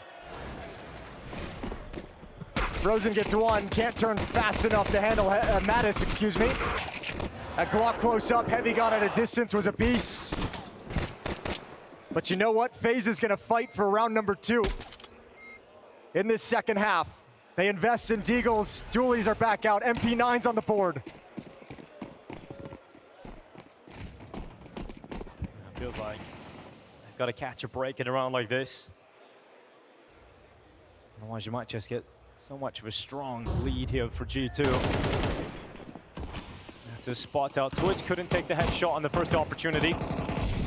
Utility will fly into those spots, and G2 take a couple of backtracks. They step away from these smokes, not want to get caught by any weaker weapons.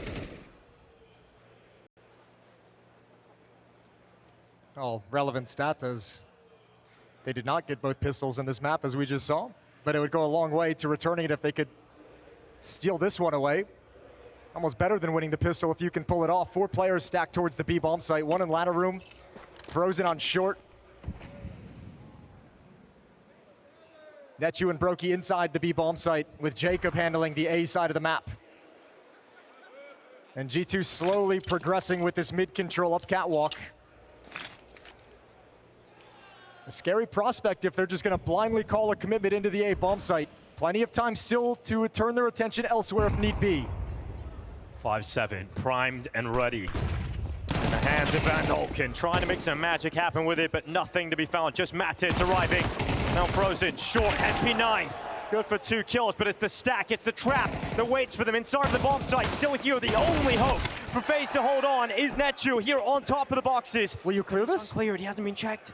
And now HeavyGod, he holds the trigger, he's got the kill, time is ticking. NertZ hoping, desperately trying to get this round for FaZe.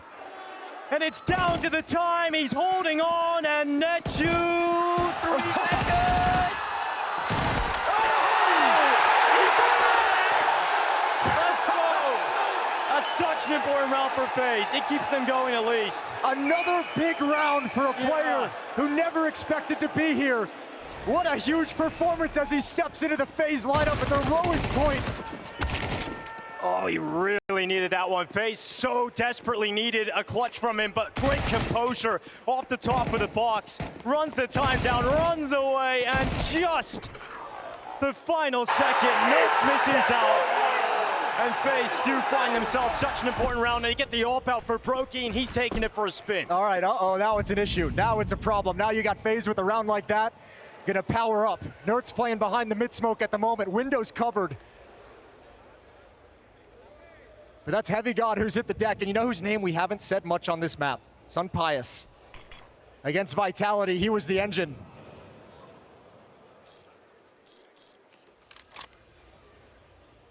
Hunter's gonna have to get him going on this T side. But a second round loss, unable to convert the pistol, is gonna keep the AWP out of his hands for some time.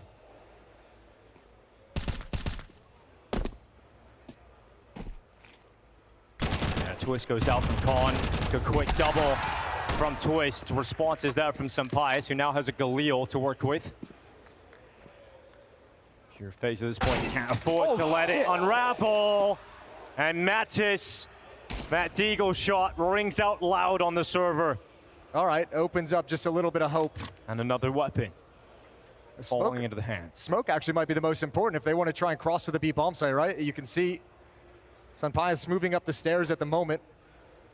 That little resource could give Mattis the cover to clear and actually challenge for short. Unfortunately, Brokey's now rotating over to the B bomb site as well, so it makes this defense much, much stronger, much more difficult a task for G2 to overcome. You know, all time is ticking, so Sunpius doesn't have the luxury of being silent through the apartment, so Brokey gets the information, looks right up there, and now Mattis moves in with 13 seconds left.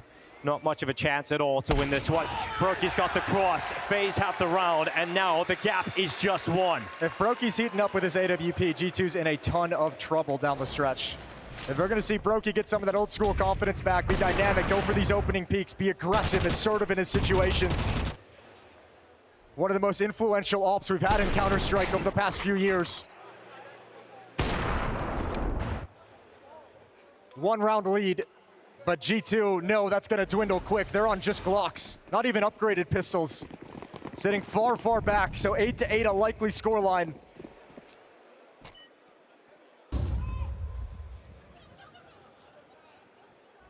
Yeah, these Glocks should get shredded.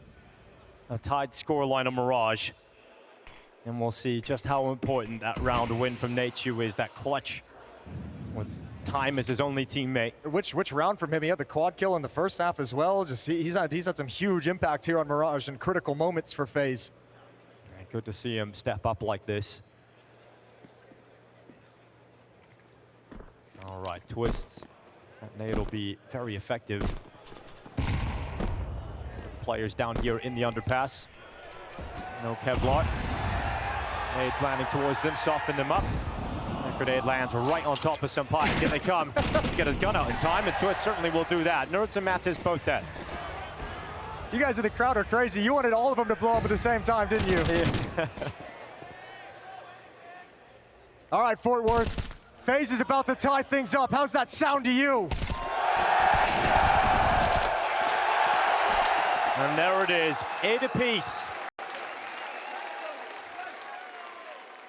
Looking to exceed expectations, even with this version of FaZe.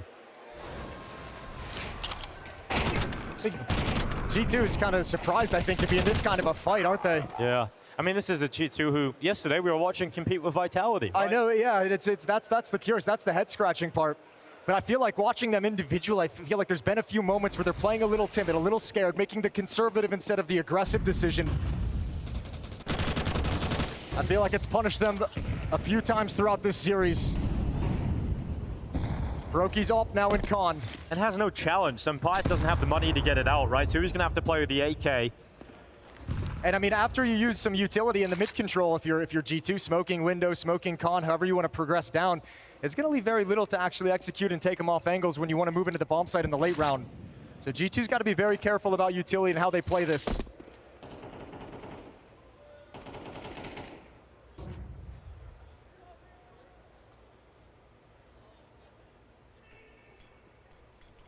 Still just paused and waiting. Another smoke and con. But G2 not scaling quite yet. Happy with NertZ's position underneath the window. They see no pushes. HeavyGod watching for something at A. Hunter now leaving his post at the B bomb site. Gonna head through underpass to join up in middle. Frozen and Jacob defend the A bomb site. Twist in window for FaZe.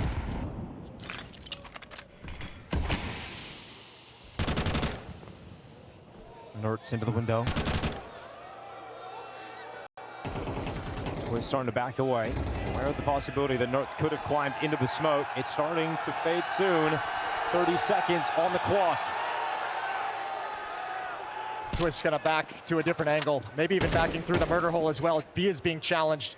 Okay, one on catwalk spotted. That's the fight Twist was looking for. But NertZ wins it out. Prolonged fight, but G2 on top. The position of Jacob could be an X factor. 13 seconds, that's all they've got. Hunter going into a CT. Frozen wins an important fight. He can stop the bomb plant. The X factor and Jacob taken out by HeavyGod, and the plant is here. It's down for G2. And not looking like there's any world in which they can win this. HeavyGod once again, the savior of G2. Just at the right time. Yeah, it's good to see the star power of G2 step up in these moments. We've seen it from FaZe. We've seen guys like Twist, Frozen, and Brokey deliver big moments. A huge win condition for them, and it's the same on the other side with Sunpius and HeavyGod. Even NertZ as well with 14 kills in this game. So bomb will go off, a Molotov to be sure. They don't want to have any surprises again. Yeah. The way this game has been going, just make sure you confirm that round victory right there. G2 back in the lead again. This is the long fight. It was building for a while, and eventually it was NertZ who won it. This is the most important kill, obviously. HeavyGod going through. I mean, still would have had a long way to run to get the angle comfortably. So HeavyGod might have been able to react in time, but regardless, nails the shot as soon as the chance arrives. 9-8, G2. Still no warp out. Gonna play with the rifles. FaZe, it's still a strong buy. G2 going to be going pretty heavy towards B to kick things off here. Yeah, and actually, there's still no op out for G2 quite yet, and Brokey's the one positioned here to start. Oh, here's the execute. Brokey's backing off. Flashbang's raining in. You know they're coming, and Brokey, first shot is good. Has he got anything else? It's Brokey Friday after all. What kind of show has he got? Just the single. NertZ to the smoke, connects onto the AWPer. G2 flood into the site. A committed play, and it's paid off big time because G2 now up to double figures and forcing the safe call out of FaZe. Yeah, there's not enough money to attempt that retake. Dicey situation, low percentage as well, and FaZe just back off. They know the economy is going to be such an important, critical part of this game down the stretch. And again, a change of pace. Hunter busted out one of those on Dust2 right towards the tail end as well, catching him off guard. Big difference here is that, you know, on the opening map of the series, we're talking about how much of a struggle it was for NertZ, how little impact he was able to have. Different story now in this deciding map. 16 kills for NertZ, HeavyGod just behind on 15, and that combo is very scary in the rifler department. Yeah, NertZ has been very, very dynamic and aggressive in this game, especially with his openers. Still has that blemish of the lost 1v1. Brokey nail on the first shot. And it's about this point you think Brokey's so good in chaos, but he's just got no room to operate in and no vision with which to do anything. NertZ able to shut him down and secure the round. Timeout taken, third and final timeout from FaZe. Still all the timeouts available for G2. Saul's been confident, probably liking what he's hearing in the team speak. But NK knows he's got to provide a little bit more for his team that's just come together and had this miraculous run into the playoffs. A great fight so far against G2. But now staring down these last 4 rounds of play and they're disadvantaged. 2 rounds back, money's not great. And Sunpius finally has his AWP in the field of play.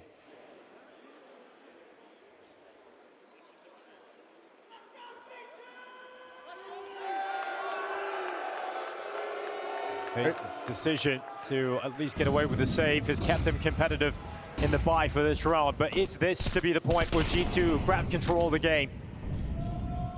It very well could be. You know how good some players can be on the T side of Mirage out towards top mid. Taking up position already, peering down short. Well, it depends on the information FaZe get too. They have 2 players on short, 2 players playing top con, Jacob and Twist. FaZe could actually set up like a mid-round trap here. If they feel like that mid control has come in, it's quiet, they feel like G2 maybe just kind of camped out on the ramp, they could push forward with some flashes and execute some kind of an aggressive play to try and catch him off guard. At the moment, just looking to see if there's going to be any kind of challenge whatsoever.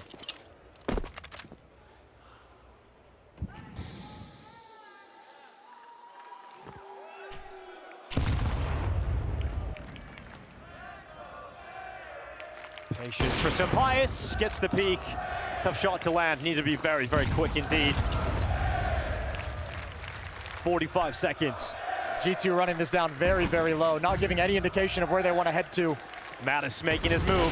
Flash comes in, Frozen gets the kill. Next, you and Frozen, what a combination! That'll be a night for FaZe, and it comes in the blink of an eye. That's the trap laid and sprung. And how beautiful it looks, 2 coming off short. You've got players, Twist coming out window. Man, G2 just get completely caught. Slow play the round and can't make any progress. And that's the first round we've seen Sunpius with the AWP. He didn't even get to put it to good use. Back to the AKs, back to rifles. Money gone for G2 after this. Important round for them. They're broke. And then FaZe regain the advantage. Well, keeping it simple. Direct hit towards the A. Sniper Jacob unleashed onto the first. Sunpius comes in with an essential trade kill. Stuck behind the wall for now, though. Attempted to break it open. Brokey can't find a clean shot. Into the bomb site we go. And Mattis crosses over towards CT spawn. Utility goes deep. G2 will maintain this control for at least a little bit longer. FaZe are going to try and position themselves. They're ready for this retake, but it's a pause to let Frozen make his move. Yeah, and G2's not playing for CT spawn. They show it with Molotov, they show it with smoke, and they back off. No one's on the stairs. It's only going to be Sunpius holding this. What can Frozen do? He's being spotted. Now they know. So Frozen realizes he's got to draw attention. And Hunter, an important trade kill coming in. When do FaZe go? Fuse is running short. Twist has got to kill. Time is the problem. FaZe, you don't have enough of it anymore. They're going to back away. This one will go off, and it's G2 with a direct hit towards the A site, an 11th round picked up. They just never pulled the trigger on the retake. Nobody ever moved. Nobody ever went for it. They had 2 kits in play. Oh man, that's a rough way to let a round slip away, to just not even attempt the retake whatsoever. I think that's going to be something they're frustrated about. That's going to be something they stay awake thinking inside if they lose this series. Strange, it just never got going, and Hunter does a great job at stalling out Frozen, but Frozen gets the info on the position of Hunter, and there's never a reaction from the other FaZe players to decide to go to commit back in. At least the silver lining is they still have a really solid buy, but you got to win this round, and everybody died for G2, which puts them in this situation. It's Tech9 to the P250, and they're coming at the Frenchman. Let's see what he can do. What a wild turn of events this is. Tech9's coming in. NertZ backs all the way off. Wants nothing to do with his exec until he's got teammates here. Yeah, it's time for the French resistance. What can you do? Nothing! Oh God, okay, Hunter's just run right through. The French do not hold on at all. And now Brokey able to get 1 kill on that AWP, at least keeping the dream alive here for FaZe. Maddest that he would have the power of a crowd coming into market with him to chase down the ult, but everyone else bailed out of the fight. Still G2 stand a chance at this, but Jacob taking Hunter out is important. It gives FaZe that advantage, a step closer to this retake. But it's that man NertZ on the rifle. The only hope really here for G2. But it's HeavyGod as well, suddenly doing way more in that Tech9. It's down to HeavyGod, he's got a kill. No way, he's so close, but denied, but the time, it's gone. And Twist goes down with the bomb as well. Oh my God, HeavyGod, he's done it again. He's done it again. The unthinkable for G2 being done by this man time and time again. The biggest stars in the server and the later stages of this series have been on G2's side. FaZe opened hot, but HeavyGod has arrived. NertZ is delivering. And G2, 1 round away from the semifinals. Oh my gosh. The Tech9, again, delivering at a crucial point. G2 with FaZe on the ropes. Na'Vi waiting in the semifinals. G2 trying to meet them there. They move into middle. Brokey stands at the top of Con. The AWP does chime in straight away. It's Mattis dead, but is this advantage going to be enough for FaZe to prolong their play? The timing, it looked like it was going to cost Hunter, but he got back to it. He found the success. All right, man down though still, not out of it just yet.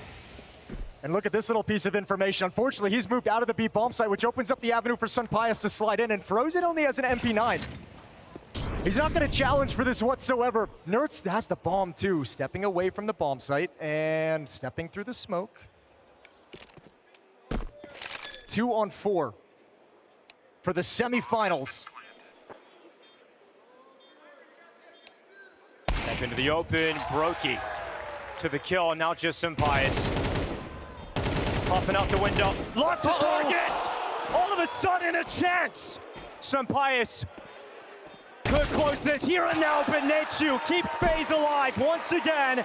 Is NertZ getting an essential kill, but Sunpius starts to make the impossible look very close to possible. Yeah, and with how quiet he's been throughout the map, it feels like that would have been what a crazy moment for him to have just stepped up and delivered it. Very, very close to making that a doable round. Double kill as they jump out window, but could never find NertZ. Well done from him recovering that push, falling all the way back and being able to recover the situation. Yeah, well, FaZe proving this is not going to be an easy finish for G2. 2 rounds left here in regulation. Will this one go to overtime? Having to burn their first time out here over in the G2 department. And that's because of a money problem. That's because they don't have a whole lot of cash, so they had to kind of talk about how they wanted to manage this. It's not going to be in full investment. FaZe get a little bit of a break here due to the situation of the money. Tech9's Deagles and utility brought out for G2, but they're setting themselves up for one final full buy. If FaZe can just survive against the Pistols.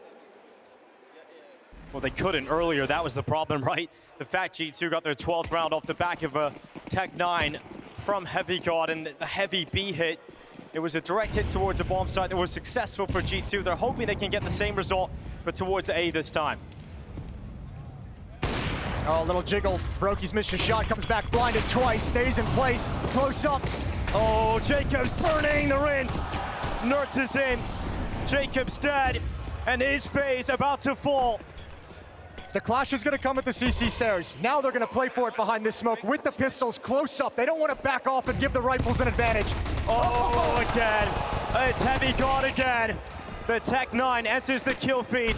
And that old familiar sting. FaZe Clan are going to lose the pistols unless Frozen and Twist, the OGs from FaZe Clan, looking to deliver some life. But the P250 goes Frozen!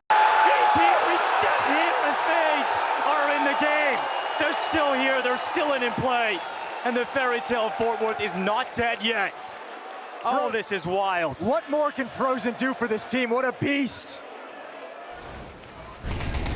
A disgusting retake that felt you had no business winning, having to come through a smoke. Frozen triples him up and shuts it down. Just full sending it back in, and it is the OG players. That's the difference. This is why FaZe want to keep Frozen in the team. That's why they want him in this roster still. Yeah, that's what he lives for, moments like that.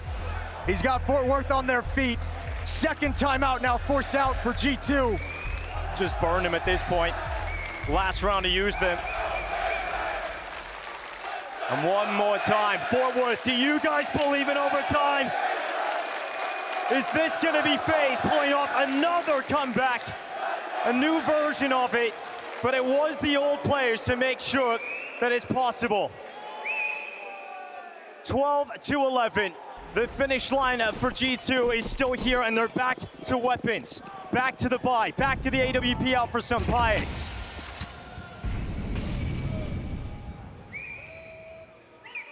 NertZ walking down the stairway, 2 players away. This is such an important fight. This could decide the fate of the map, the fate of the quarterfinals, and it's going to be G2 coming out on top. All right, well, Broky's got the angle. Can he punish? Flashbang out. Broky turns, wants to get the angle back, and close. Yeah, missed shot from Broky. Gets to stay alive, gets to fall away. And how do you readjust this? What do you do now if you're FaZe? 3 players. You have no information on the map aside from that jump from Hunter over in the B halls. That tells you nothing about the end game. Bombs in T spawn, so G2 still haven't really committed to anything. They centralize this FaZe defense. Broky and Frozen and Con. Twist playing on short. They want to control the middle of the map. Fast to react to the extremities.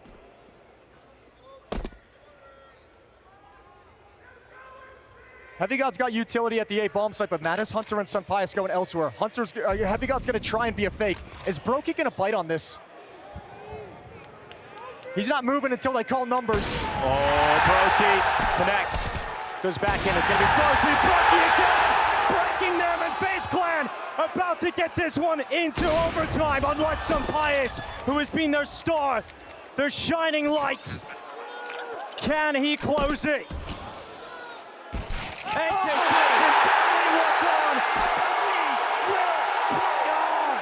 FaZe are in it again.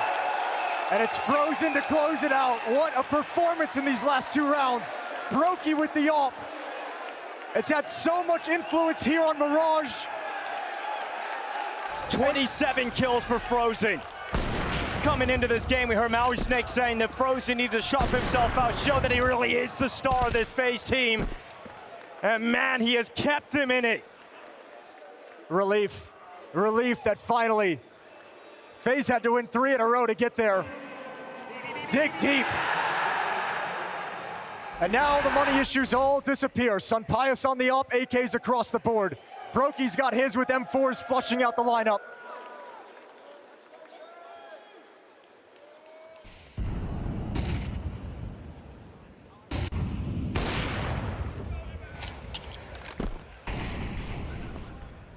It's a reset into overtime. G2, you see, struggling in overtime over the last 3 months here, hoping that it can change that stat to favor them a little more. We've got NertZ into the window. A fight that we've seen already in this half. NertZ versus Twist. NertZ won it. See if it happens again. Let's keep our nerve here, Fort Worth.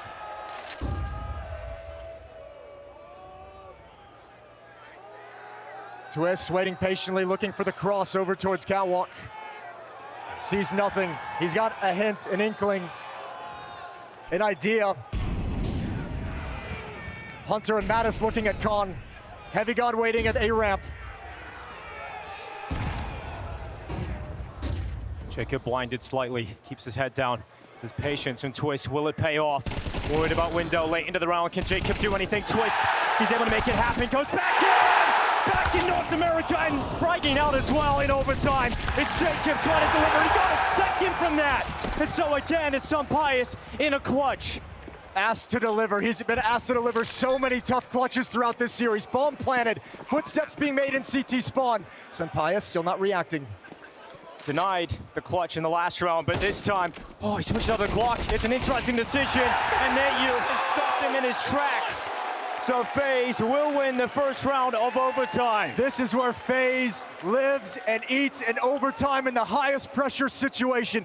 Yeah, it's a new lineup, but you got that old core, and you got Frozen and Brokey and Twist delivering for you in all these moments. That's gonna give belief to the inexperienced players. And for G2, it's causing so much pressure.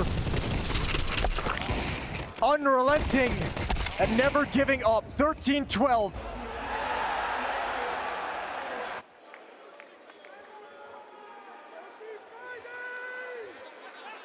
FaZe look resurrected here in Fort Worth.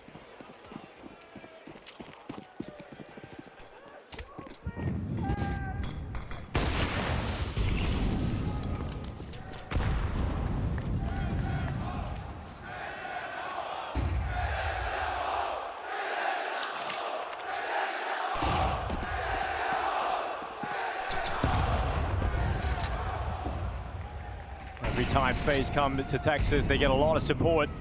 It could help them get through this quarterfinal to face up against Na'Vi in the next game. Currently holding the lead. We got Hunter down to 61 health. But no real threats yet on the server. Still very conservative calling out of Hunter, spread out in these slow-paced conservative defaults. Now gonna readjust. But again, that mid-trap is set up for FaZe. All 5 players are here. 2 con, 2 short. Frozen's up in the window.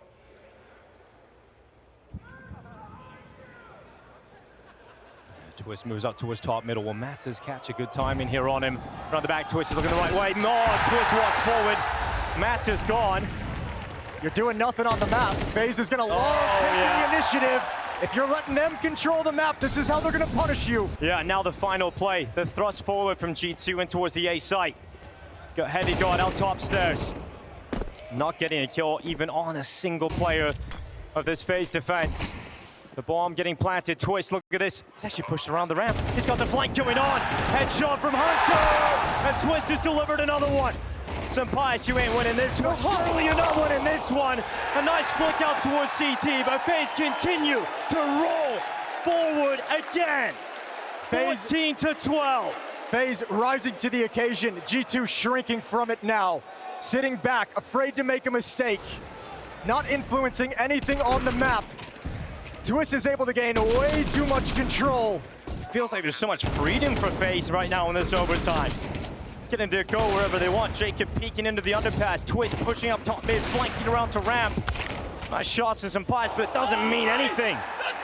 14-12, couple of rounds away. FaZe going for the win here in the quarterfinals. Twist pushing his team towards that victory, hyping him up for this final defensive round in OT. This time not as spread out from G2. They call it a little bit differently. 2 players directly towards the B halls. They wanted to see if there was going to be some mid-aggression, and HeavyGod slides back out to his usual position.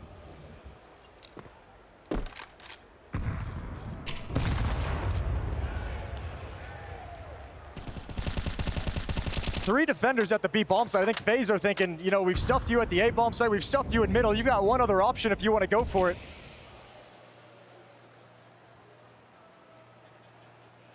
So Twist slides out towards middle when B doesn't have any attention towards it. Plays in ladder room. Tons of information on the window boost. Can help defend short, paired up with Frozen. Strong rifling duo.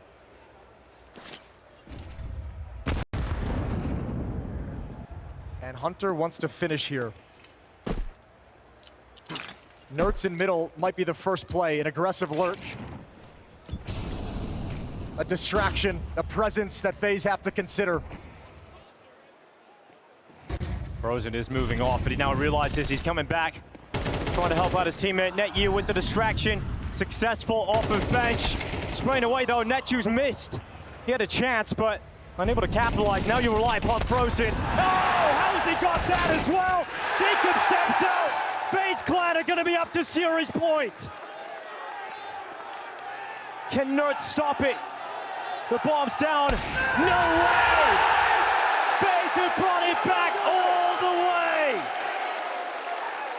Absolutely spectacular that they still had this left in the tank. Nobody expected this coming into the event. Not a positive conversation surrounding FaZe for months. We thought the entertainment was dead in FaZe. The last event they played, crashing out of major qualification, Carrigan leaving. You thought maybe the entertainment of FaZe Clan is dead, but they are showing a new version of it here. Everything falling into pieces, or falling into place. And now again, that momentum, that story of momentum, 2 straight to force overtime, 3 in a row once you get there. And the task falls to G2 as they take their time out to figure out a way to put a stop to it.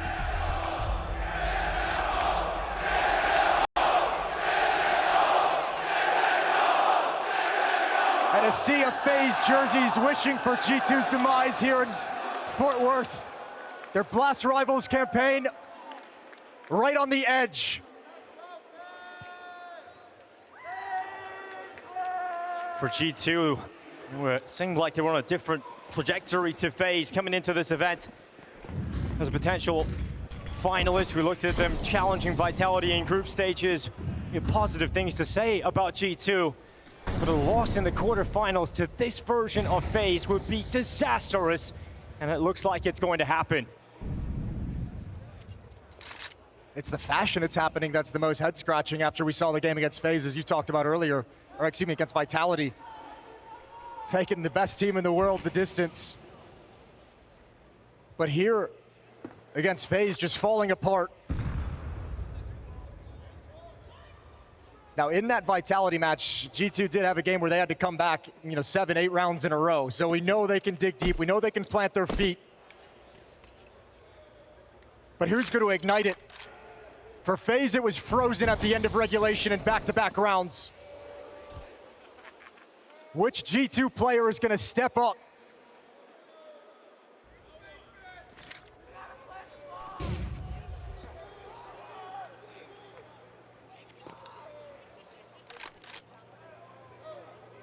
Jacob and NetU stepping forward with Brokey. Twist coming out towards top mid. No one here to challenge from G2. Throughout that first half, it was NertZ who was so strong towards the A site. Well, goodbye. Jacob is taking the opening frag here. First blood drawn, and it's G2 being spilled over the floor. Jacob with another step in the right direction. 15 seconds though. They need some bias to deliver right here. Player over at Van. Matt is still alive. They can't plant. There's no safety. Time ticking. Can FaZe get it done? Matt is stepping up at time. They have to plant right now, and there's not enough of it. It's done. The round's won by G2. They're still in it. Man, they're still here. These rounds are just being drawn out, so slow to open up. Nobody wants to make too aggressive of a play and put their team in a back foot in overtime. What a scramble to try and shut that attack down.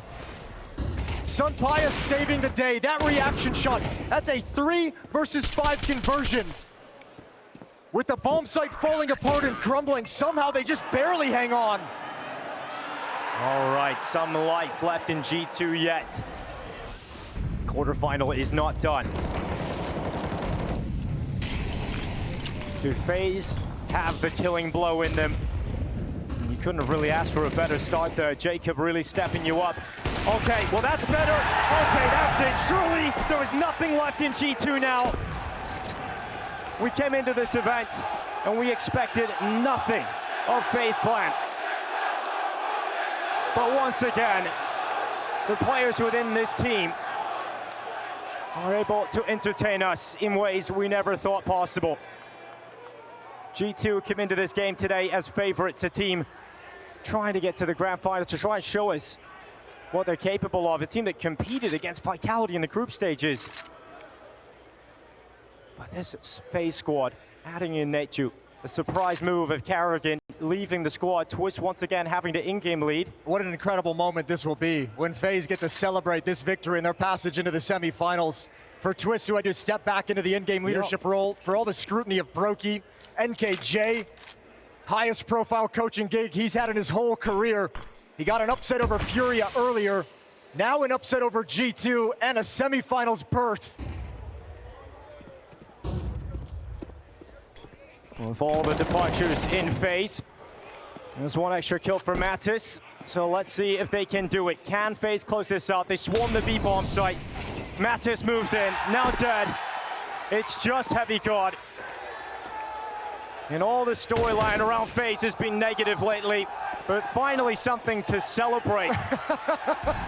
They know they've won, toying with them, dropping the Molotov. Frozen's gonna end on 30 kills. It really is the core of the FaZe team. They proved to be enough in Cowtown to make it through the quarterfinals. FaZe step up, they're back and they're entertaining again. They eliminate G2 in Texas.